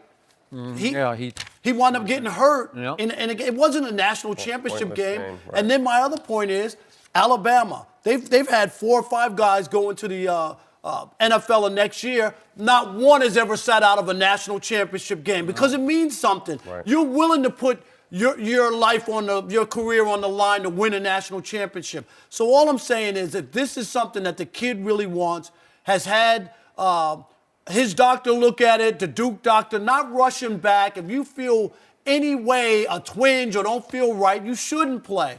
But if you're healthy, 18 years old, and you feel like, I want to do this, I want to be on that March Madness stage, I want to have a chance to win a national championship. Everybody thinks they're going to go into the NBA and win a championship. Doesn't work like that. That might be your only championship. Ask Carmelo Anthony and some other guys who won there. Especially because he's going to be the #1 pick, so you know where he's So he's going to a bad team. Right. He may never taste winning or taste winning for 5, 6, 8, 10 years. You don't even know. Okay, but don't, I'm good with all that you just said, but don't come crying to me if you go back and you're favoring one knee and you blow out the other one or whatever could happen, you blow your Achilles out. We have never in the history of this sport seen 285 pounds launched as explosively as this kid can launch his 285 to heights never seen before. He's going to come down harder. He was cutting harder. He blew right through his shoe because of the force. Again, maybe it has something to do with one defective shoe. I'm not taking any shots at Nike or the PG 2.5. Right. But again, it has a lot to do, and his mystique rose because of it, because he cut so powerfully that his foot blew clear through the shoe. Well, it's a lot of torque and a lot of impact on joints. So don't come crying to me if you blow it out. So let's take a quick look at this man right here. So he goes to UCLA, and he didn't stay 1 or 2 years. He stayed 4 years. And I just looked this up. You averaged 4 points as a freshman, so I don't think you were quite ready for the league at that point, right? And then you averaged 6 points as a sophomore, 12 as a junior, and 14 as a senior. You needed your 4 years in school, and I'm sure they are dear to your heart. I'm sure you cherish those 4 years in Westwood, right? And you got to play with Baron Davis and lots of friends, a lot of guys, they're lifelong friends. And then you get drafted mid-second round, and you carve out a terrific NBA career because you last 14. You had to bounce a little bit. You went to 9 teams, but you played 14 NBA seasons because you played with edge. You believed in Matt Barnes, and you played at an extremely high level for extremely good teams, but you did it the hard way. You're not Zion, right? Absolutely. Did you get hurt in college? I don't remember. Did you? Yeah, but nothing like that. Not like you this. said, to your point, it's a business now. Yeah. And the money that's waiting for him is astronomical. Not only just his deal, but his shoe deal and everything that's going to come off the court, most likely being in a big city. So it's tough. I completely see both sides. Like I said, this is his future. He's gambling on, but at the same time, when you look at the injury, it was a non-contact injury. So what are you trying to say now? So if he sits out, he's going to be working out. That's non-contact. Do you not want him to work out? How far is he going to be removed from playing? So it's a tough situation. Like I said, at the end of the day, he needs to do what's best for him. Him and his family feel what's best for him. But as a kid, I'm sure he's probably going to want to come back and play if he's healthy. So we just kind of have to wait and see what the situation is. You just said it, and I totally agree about the kid part. I get the advisors and the family, and here's our wagon train, and it's loaded up. But you're a kid. You're 18 years old. Don't tell me you don't want to play if you feel healthy and you can play. Yeah, and like you said, this team has a chance. I can see if, take a few years back when Ben Simmons was on LSU, you knew they weren't going to win a championship. So if he gets hurt, sit out, get ready to be the #1 pick. Ben Simmons didn't even try for the whole year. He just went and stood over. You know what I mean? So it's because he didn't want to be there. Because he knew his team wasn't going anywhere regardless. I got it. But this team is different. They just shut it down. This is a special They didn't team. even go to the NIT. And like I said, attention is back on college basketball because of this Duke team, and especially because of this Zion Williams kid. So, it's a tough situation. It's business. It's pure joy for the game, and we're gonna have to find a common ground to see what he chooses. I got it. 2 quick cautionary tales. Michael Porter last year plays game 1 as a freshman. He's projected to be the number 1 overall against Iowa State. He wrecks his back, needs surgery, rushes back at the end of the year. But you just said it, rushes back. Well, he tried to improve his draft stock because he fell to the 14th overall pick. He's now a Denver Nugget. He's played exactly 0 minutes for the Denver Nuggets. Way to go. Nerlens Noel, projected number 1 overall. He ruptures his ACL in a game for Kentucky at Florida, and he falls to 6th in the draft, and he's never been much even close to the number 1 But for all the overall guys who have played, you just gave me a couple names. For the Okay. most part, people It's make happened. it through. I'm not saying There it is doesn't. risk. I'm not saying there is risk. But I don't look at it the same way as I look at like football, where there's a risk on every play. You could be, your career could be over. So NBA, sure, and basketball, could it happen? But I'm just saying, don't rush back. Get a second opinion. Make sure it's something that you want to do. And if you want to do it at 18 years old and you want to go for a national championship, you should have that right. Don't take away everybody's childhood. That's where we are now. Everything we talked about it. Look at the Bulls. They lost their innocence in childhood. Right. Because everything's about money. Oh no, we got to get you to the NBA. So is this the world we want, where kids can't be kids and want to experience these things? Everything doesn't have to be so serious and all about money. I think 2 things. College players need to be paid somehow, some way. They need to be creative and figure that out. And I think they need to drop that age limit down. Like Skip said, he only went to college because he had to. He was ready to go. And there's rare kids and rare situations where kids are ready to go. And, they shouldn't have to risk injury or be held back because of 1 year. It's unfortunate. Rob, you can still love playing basketball for money, right? For a pro team. Only thing I'll say to you, if that's what it was about, then he never should have gone to Duke. He should have gone to Europe and made money over there. I don't know. Why not? 1 year. Yeah, but you're not going to make that much. No, but you're talking about if it's about the money. hardship of having to eat new food with new people in a different language. Overall, he just couldn't go to the NBA. He should have just been able to go. He shouldn't have to go overseas. No, he shouldn't have to go to Duke. Some guys are ready. So I think both those things need to be looked at. College players need to be paid. There's no question about that because they're making a boatload of money off these guys. And 99% of college athletes don't go pro. But they're making a ton of money off these kids while they're there. And then the age requirement needs to be lowered in the league. What a great I'll scratch your back if you scratch mine relationship that they developed, because what an incredible developmental league college basketball is, because you get to watch these kids on the highest level. Right. Millions of people watching Zion in the Final Four, and the NBA gets to sit back and say, ooh, he's better than we thought. So you're going to make fewer mistakes if they have to go play college basketball for 1 year, and then on the other side, college basketball at least gets Zion for 1 year, right? No. Okay? They need desperately. They do. Yeah. I mean, we are talking about this because he blew through a shoe. Had he not been injured, I don't think any of us would have a problem with it. And he would still be playing, and nobody would say, don't play in the March Madness. Nobody would tell him that. He is different. He's not just a college athlete. I mean, the future is looking bright for him. So it's a big decision for him. Matt, good to have your take on everything today. So the Lakers did get that big win last night. So what will our Laker hater, Michael Rappaport, say about that win? He predicted a loss. That's that. No mercy. LeBron said earlier this week that his playoff mode has been activated, and he showed it last night. The Lakers were down by 19 at one point, but were led back by the King. LeBron scored 29 points with 11 rebounds, 6 assists. Brandon Ingram added 27 points, 13 rebounds. The Lakers got a much-needed win and are now 2.5 games back of the 8th seed. We're joined by our friend Michael Rappaport, host of the I Am Rappaport Stereo podcast. Now, you were here yesterday, Michael, and I'm not so sure. What did I say? You were feeling confident about the Lakers. No, I wasn't. By the way, you know that laugh, that derisive laugh? Uh-oh. You deserve it today. Oh, yes. Do that? Let me hear I don't that. know if you can't do it anymore. Okay. It's so genuine. I know. Listen, I thought the Lakers were going to get smacked around. Yeah. I thought James Harden was going to pull off a cool 60. They didn't. Yep. The Lakers got themselves a nice giveaway win. LeBron played well, but more importantly, Luke Walton, the head coach, Yep. the much berated, Yep. maligned coach of the Los Angeles Lakers, he had them ready to play. He should get credit when they win, just like he gets beat up every single time they lose. I don't know if they were ready out the gate. Remember, they were down by 19. Well, then right? I think his halftime speech must have got them ready and tightened them up. They played well defensively. Kyle Kuzma is a tiger. He is. He's a tiger. He don't need any batteries in the back. He comes to play. He shoots the ball. He'll take it to the rack. He'll dunk on you. When they get out and run, they're at their best. If not, they're average. How long will this last? But more importantly, the Houston Rockets showed how vulnerable they are on the court and mentally. I mean, listen, they live and die by the three or the layup. They shot 6 of 22 at one point. They only had 2 free throws in the second half. I know you guys have talked about the officiating, and James Harden has talked about the officiating. So the Rockets, in my opinion, they gave the game away. Luke Walton had the Lakers ready to play.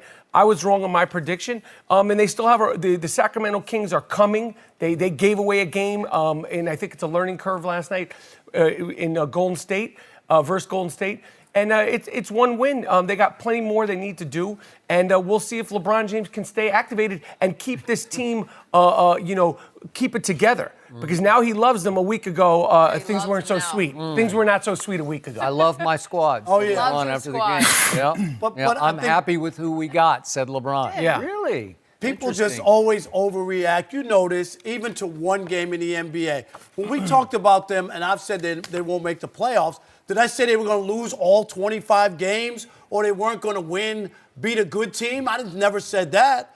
I just think that when you look at the schedule long term, and if you get Brandon Ingram like last night, then you're going to have a really good shot if he's playing at that caliber and at that level.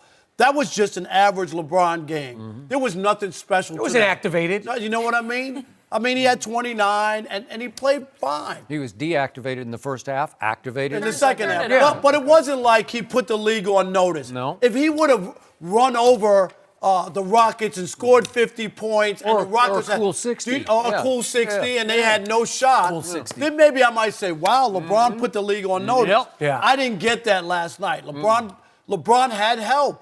And the problem I've had with this team is I don't like the help because they're not consistent, because they've lost games to lower, inferior competition and stuff. So that's what makes me leery that are they going to win the easy games for sure that are on the schedule at New Orleans, at Memphis, and then a home game against New Orleans. They have to win all 3. Are they going to do that, or are they going to have a stinker or two? No, I don't think so. And that's the problem. So I said they would beat the Houston Rockets You were last right. night because I don't trust the Houston Rockets. They should have beaten them in that brawl game that disintegrated into the spit game. It was a spit game, right? They should have won that game. LeBron did not close that deal when it was on a silver platter for him. Then without LeBron, they should have won in overtime at Houston. It shouldn't have even gone to Houston. I don't trust the Rockets psychologically. There's a mental deficiency, a weakness there where they don't have mental toughness. They went into the game thinking Scott Foster was going to job and rob them. He was going to get them in the end.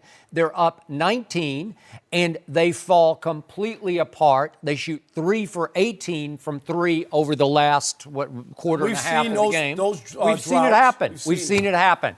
So was I shocked by this? No. Do I think they're going to make the playoffs? I definitely do. Back to Kyle Kuzma.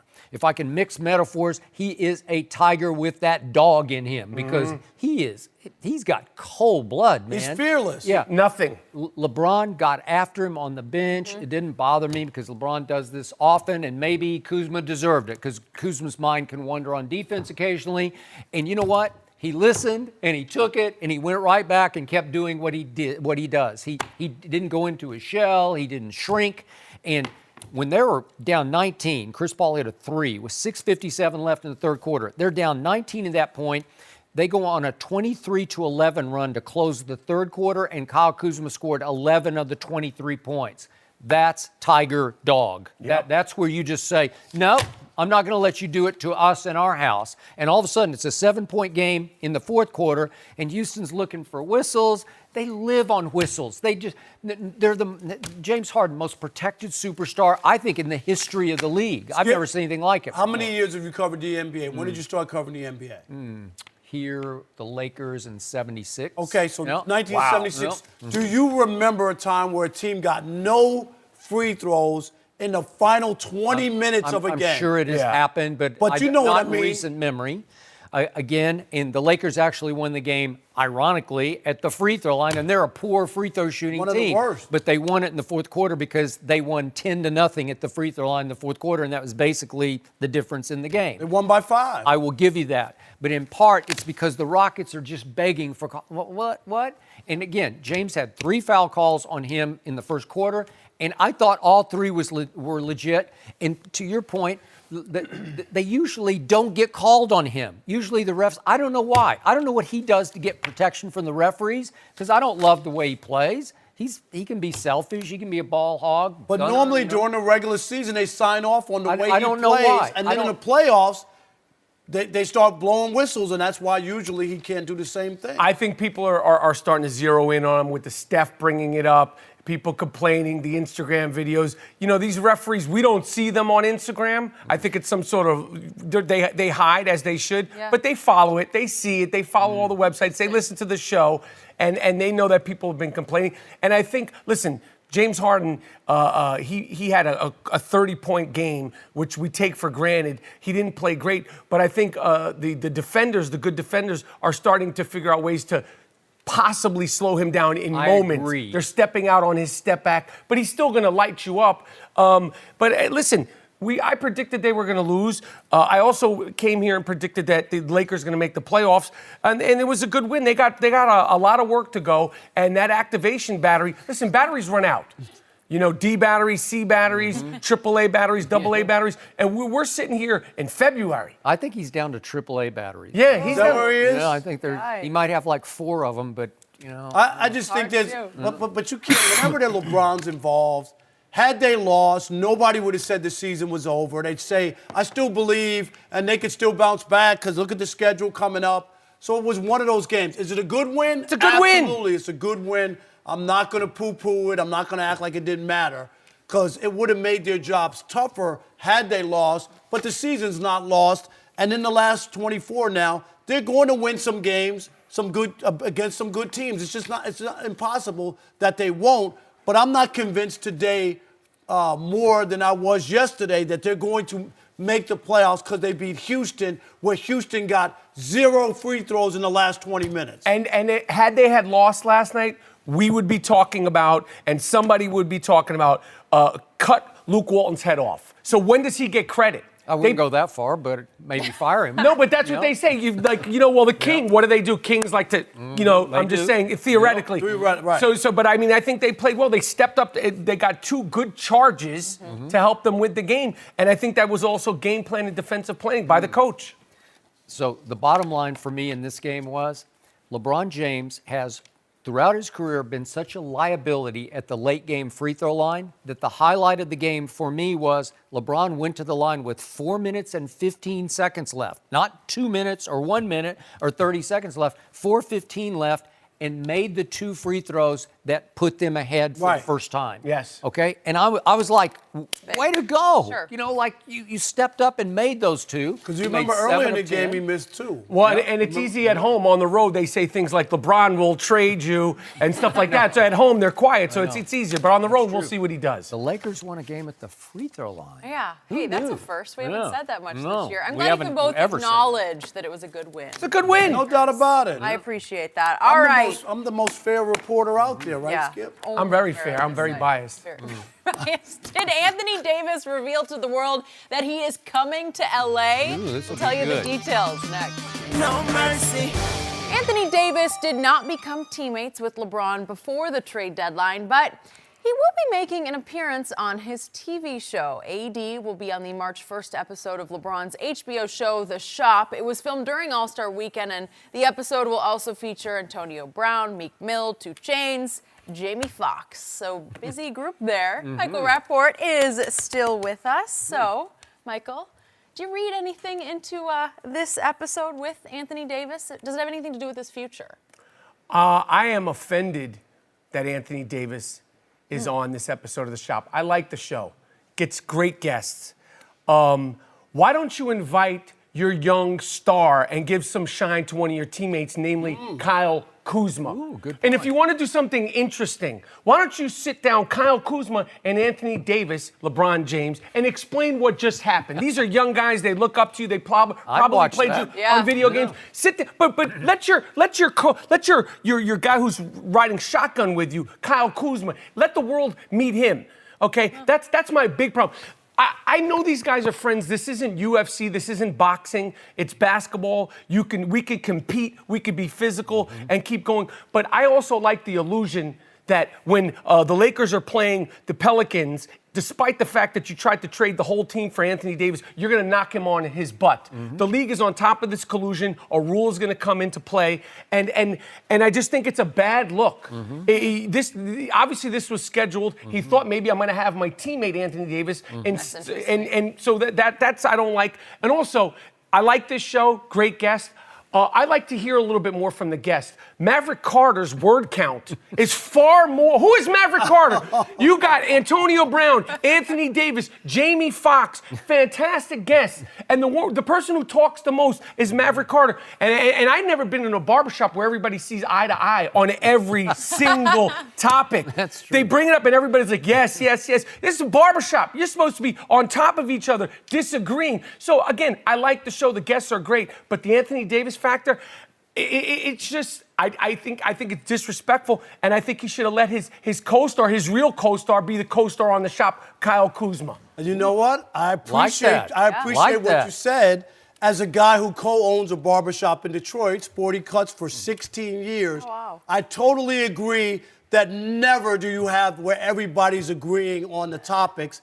And the other part that comes out of it is how bougie the shop is, or wine drinking. Like, never in my 16 years have we had wine in our barbershop. And this is supposed to be like a barbershop in the hood. They're drinking wine. They're drinking wine out of these fancy glasses. And they're all getting along and laughing, and there's no one's arguing, no one's disagreeing. Nah, it don't go like that. And I don't want my barbers to have wine before they get to my hair, because I don't want any mistakes.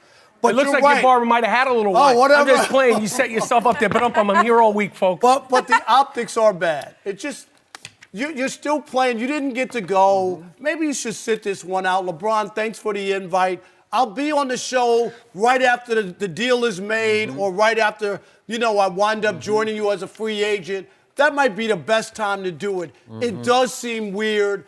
If I'm a teammate, I'm like, what? He's giving AD love? I mean, right? I agree. It's a weird thing when you look at it. But and the one thing that I think Anthony Davis, and I'm not so sure. I don't know Anthony Davis. Seems like a nice kid. But be careful, because when you play with LeBron, Skip, and you know this, people call him, and I use quotes, the GOAT.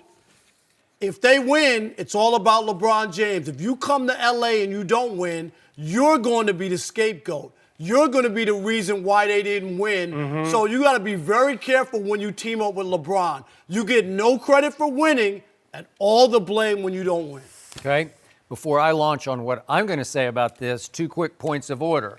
LeBron has a wine cellar in his new Brentwood estate, so that's why, hence the wine in the shop, right? Yeah, I get it. Okay. I understand it. And just to be fair about this, Maverick Carter has become a powerhouse, not only in Hollywood, but on Wall Street. But I understand he does often take over the show. He's sort of the spokesman. He's almost like the moderator and the opinionist on the show.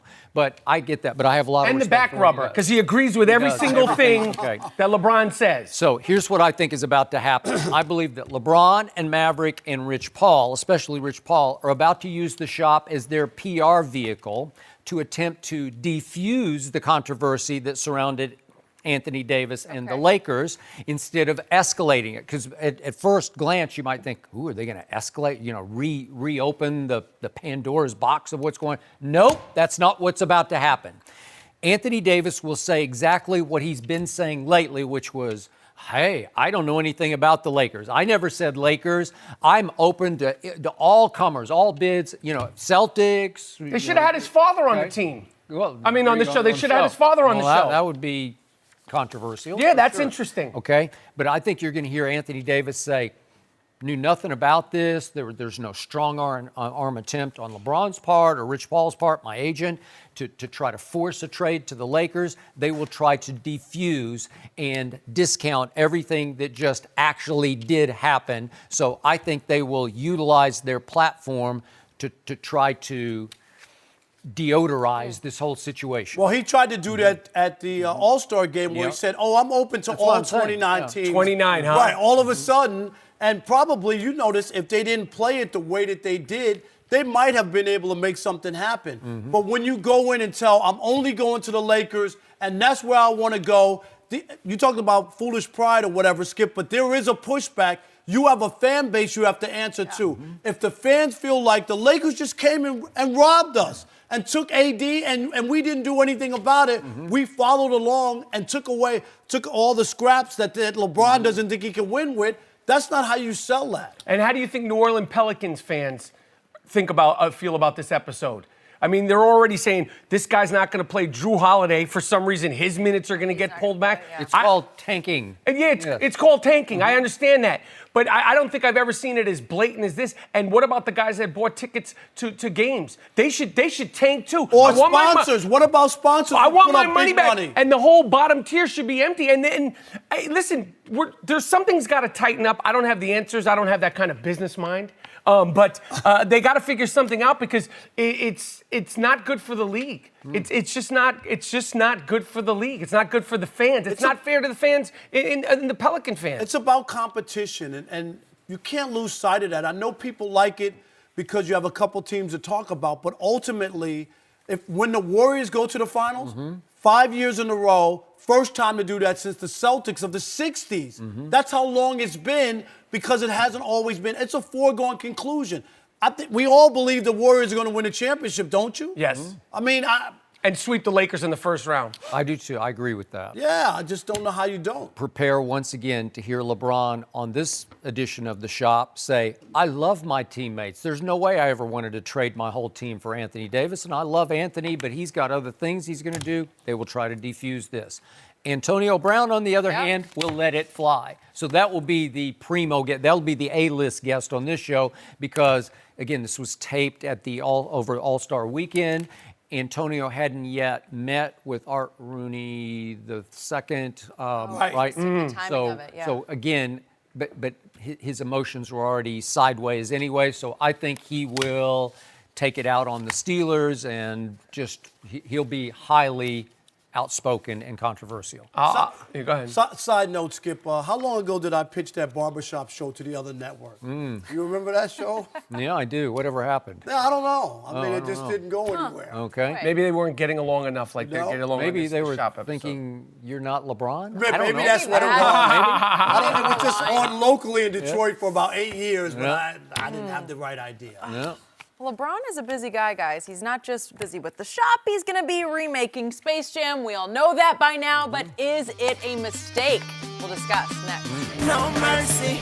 It's been rumored for years, but now it's official. LeBron will star in Space Jam 2, and the movie will be released in July of 2021. LeBron said during All-Star Weekend that filming will start this summer, and the original Space Jam was, of course, with Michael Jordan. It came out back in 1996. Good thing we have our resident actor with us today, Michael Rappaport. So we go to you on this one first. Is this a good idea for LeBron to star in this movie? Well, he came into the league wearing number 23, not his own number. And of course, that was an original. That should be a retired number, actually, Michael Jordan. Thank you. And then he couldn't create his own lane with that. Now he's following in Michael Jordan's footsteps more, the real GOAT, by doing a sequel to his movie. This movie reminds me of the Manny Pacquiao-Floyd Mayweather fight. It was just 4 or 5 years too late. And rumor has it, because I do have the inside track in Hollywood, that Bugs Bunny in this sequel will be trying to get LeBron James the 4th championship ring that he could never get in real life. That's a storyline? Yeah, there's a story. That's just a rumor has it. And, I have sources to quote the great Chris Broussard.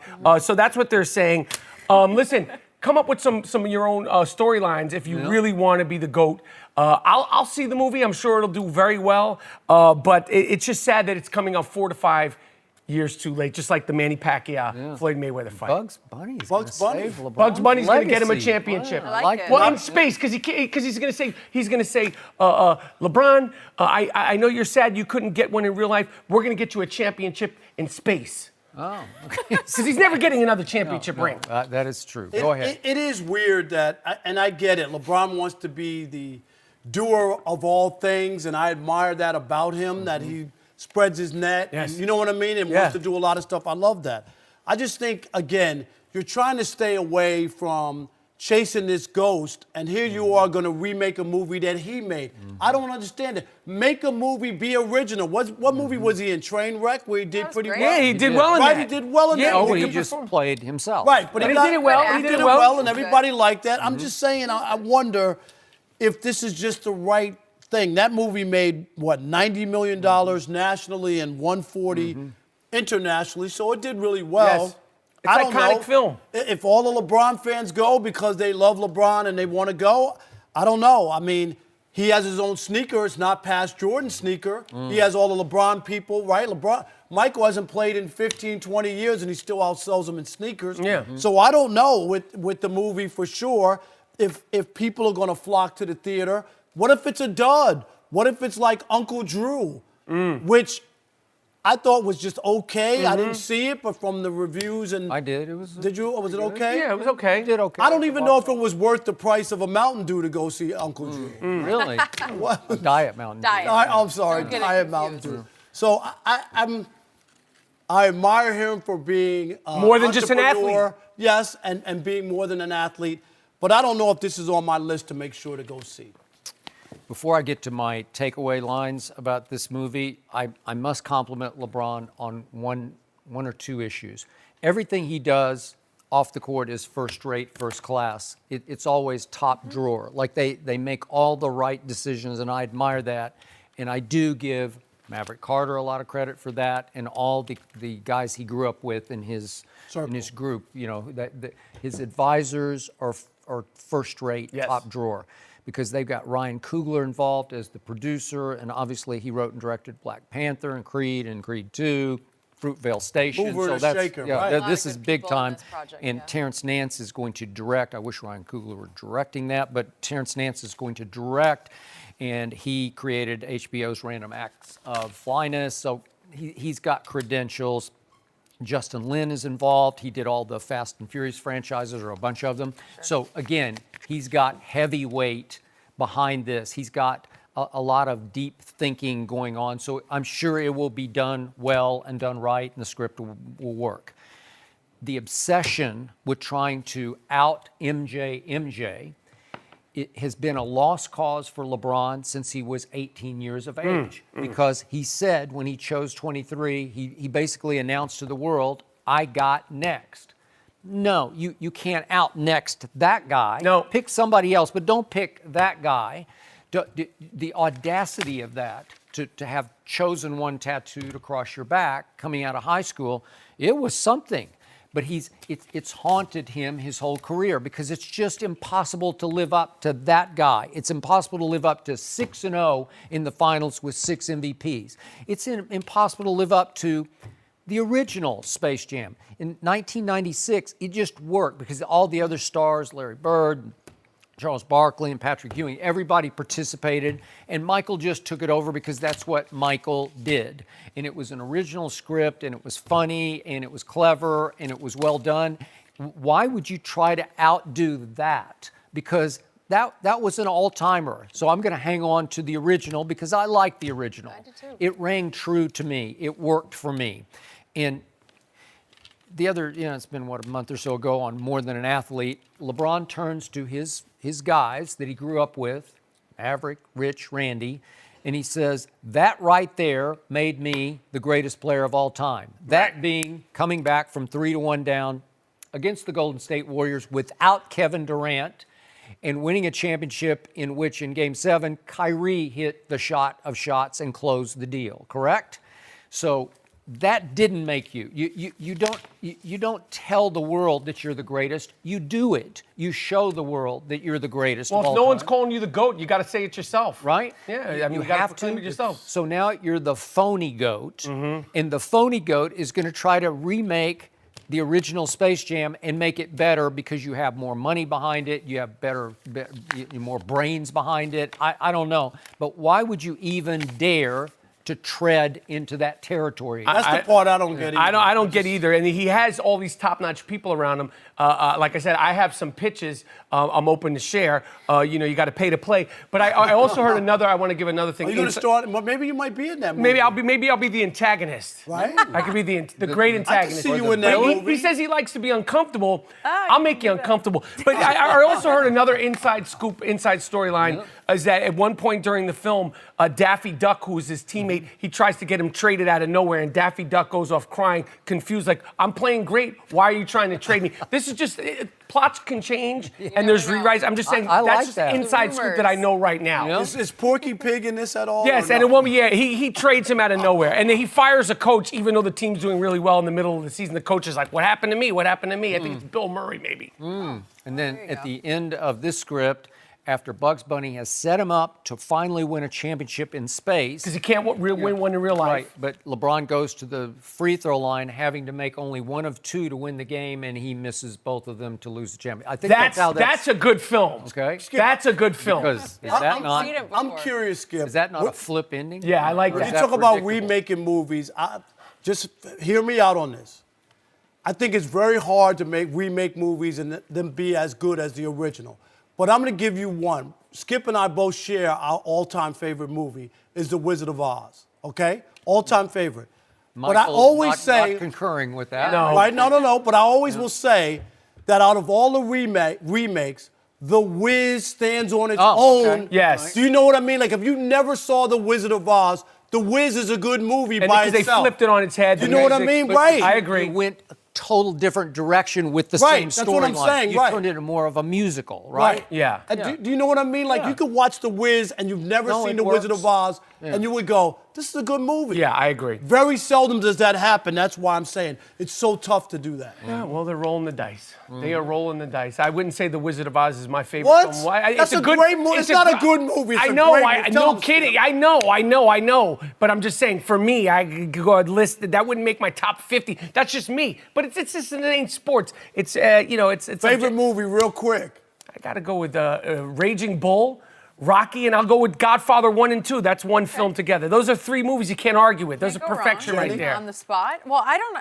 Favorite movie? I don't know. I was just thinking, isn't Stars Born a remake? I liked that. Yeah. Not my favorite, but that did well as That a did remake. that did well. That did well. like that this probably discussion. Give me We're Barbara going Hollywood. Streisand and Chris Christopherson any day. I agree. Thank you. I agree. Right. Fun. Game Movie over. Talk. I agree. We got Michael here. We're talking movies. Movies, right? Space Boy, Jam, yeah, we're setting us The up. Wiz, everything. The funny thing is, we're all talking about Space Jam 2, but I bet we will all see it, and we will all have plenty to say after we go see the movie. Oh, I can't Because we're wait. going to want to know what happens. And since you already know the script, I mean. Oh yeah, it could change. Those plot lines could Okay. change. I'm just saying that's what people are talking about inside Thanks for Hollywood the right inside now. scoop, Michael. Good to have you with us Thank all you. week. Thank So you. what does Skip think about number 2 facing the Spurs tonight?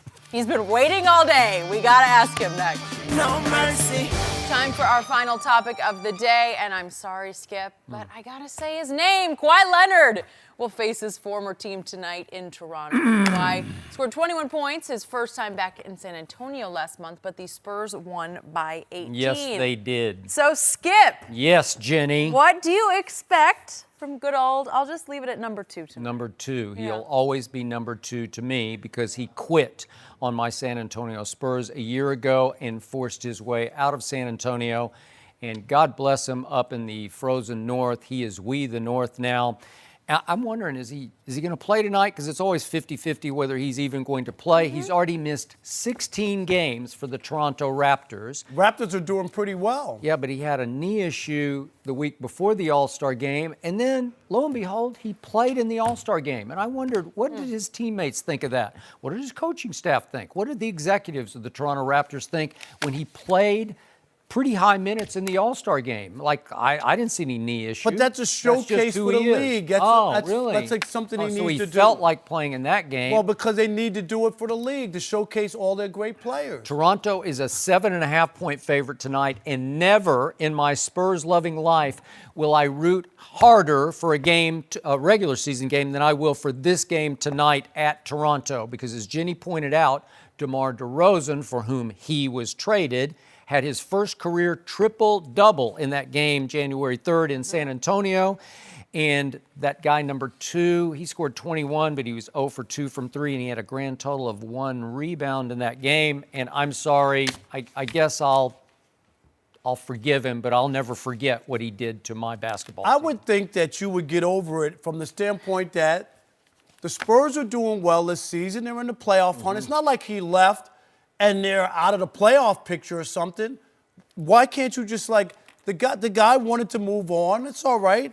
Why can't you forgive him and move on, Skip? That team could have won the West. That's how good that team was last year. It was Ginobili's last year. It was Tony Parker's last go-round in San Antonio. Obviously, he's in Charlotte now.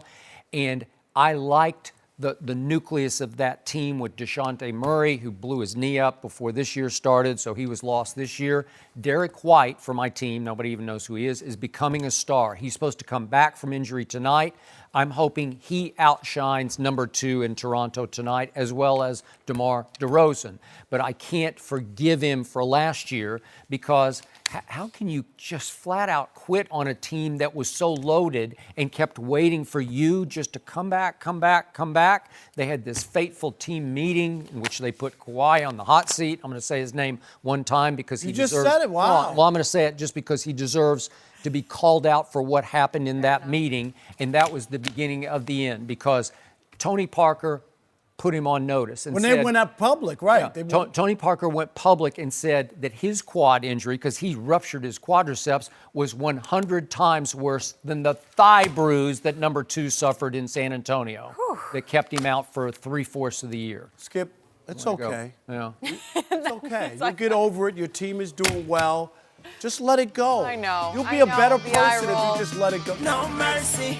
Thank you for listening to the Undisputed Podcast. I'm Jenny Taft. Keep an eye out for the weekend edition of the podcast tomorrow morning, featuring this week's best segments. Have a great weekend, everyone. Fox Sports, one of one.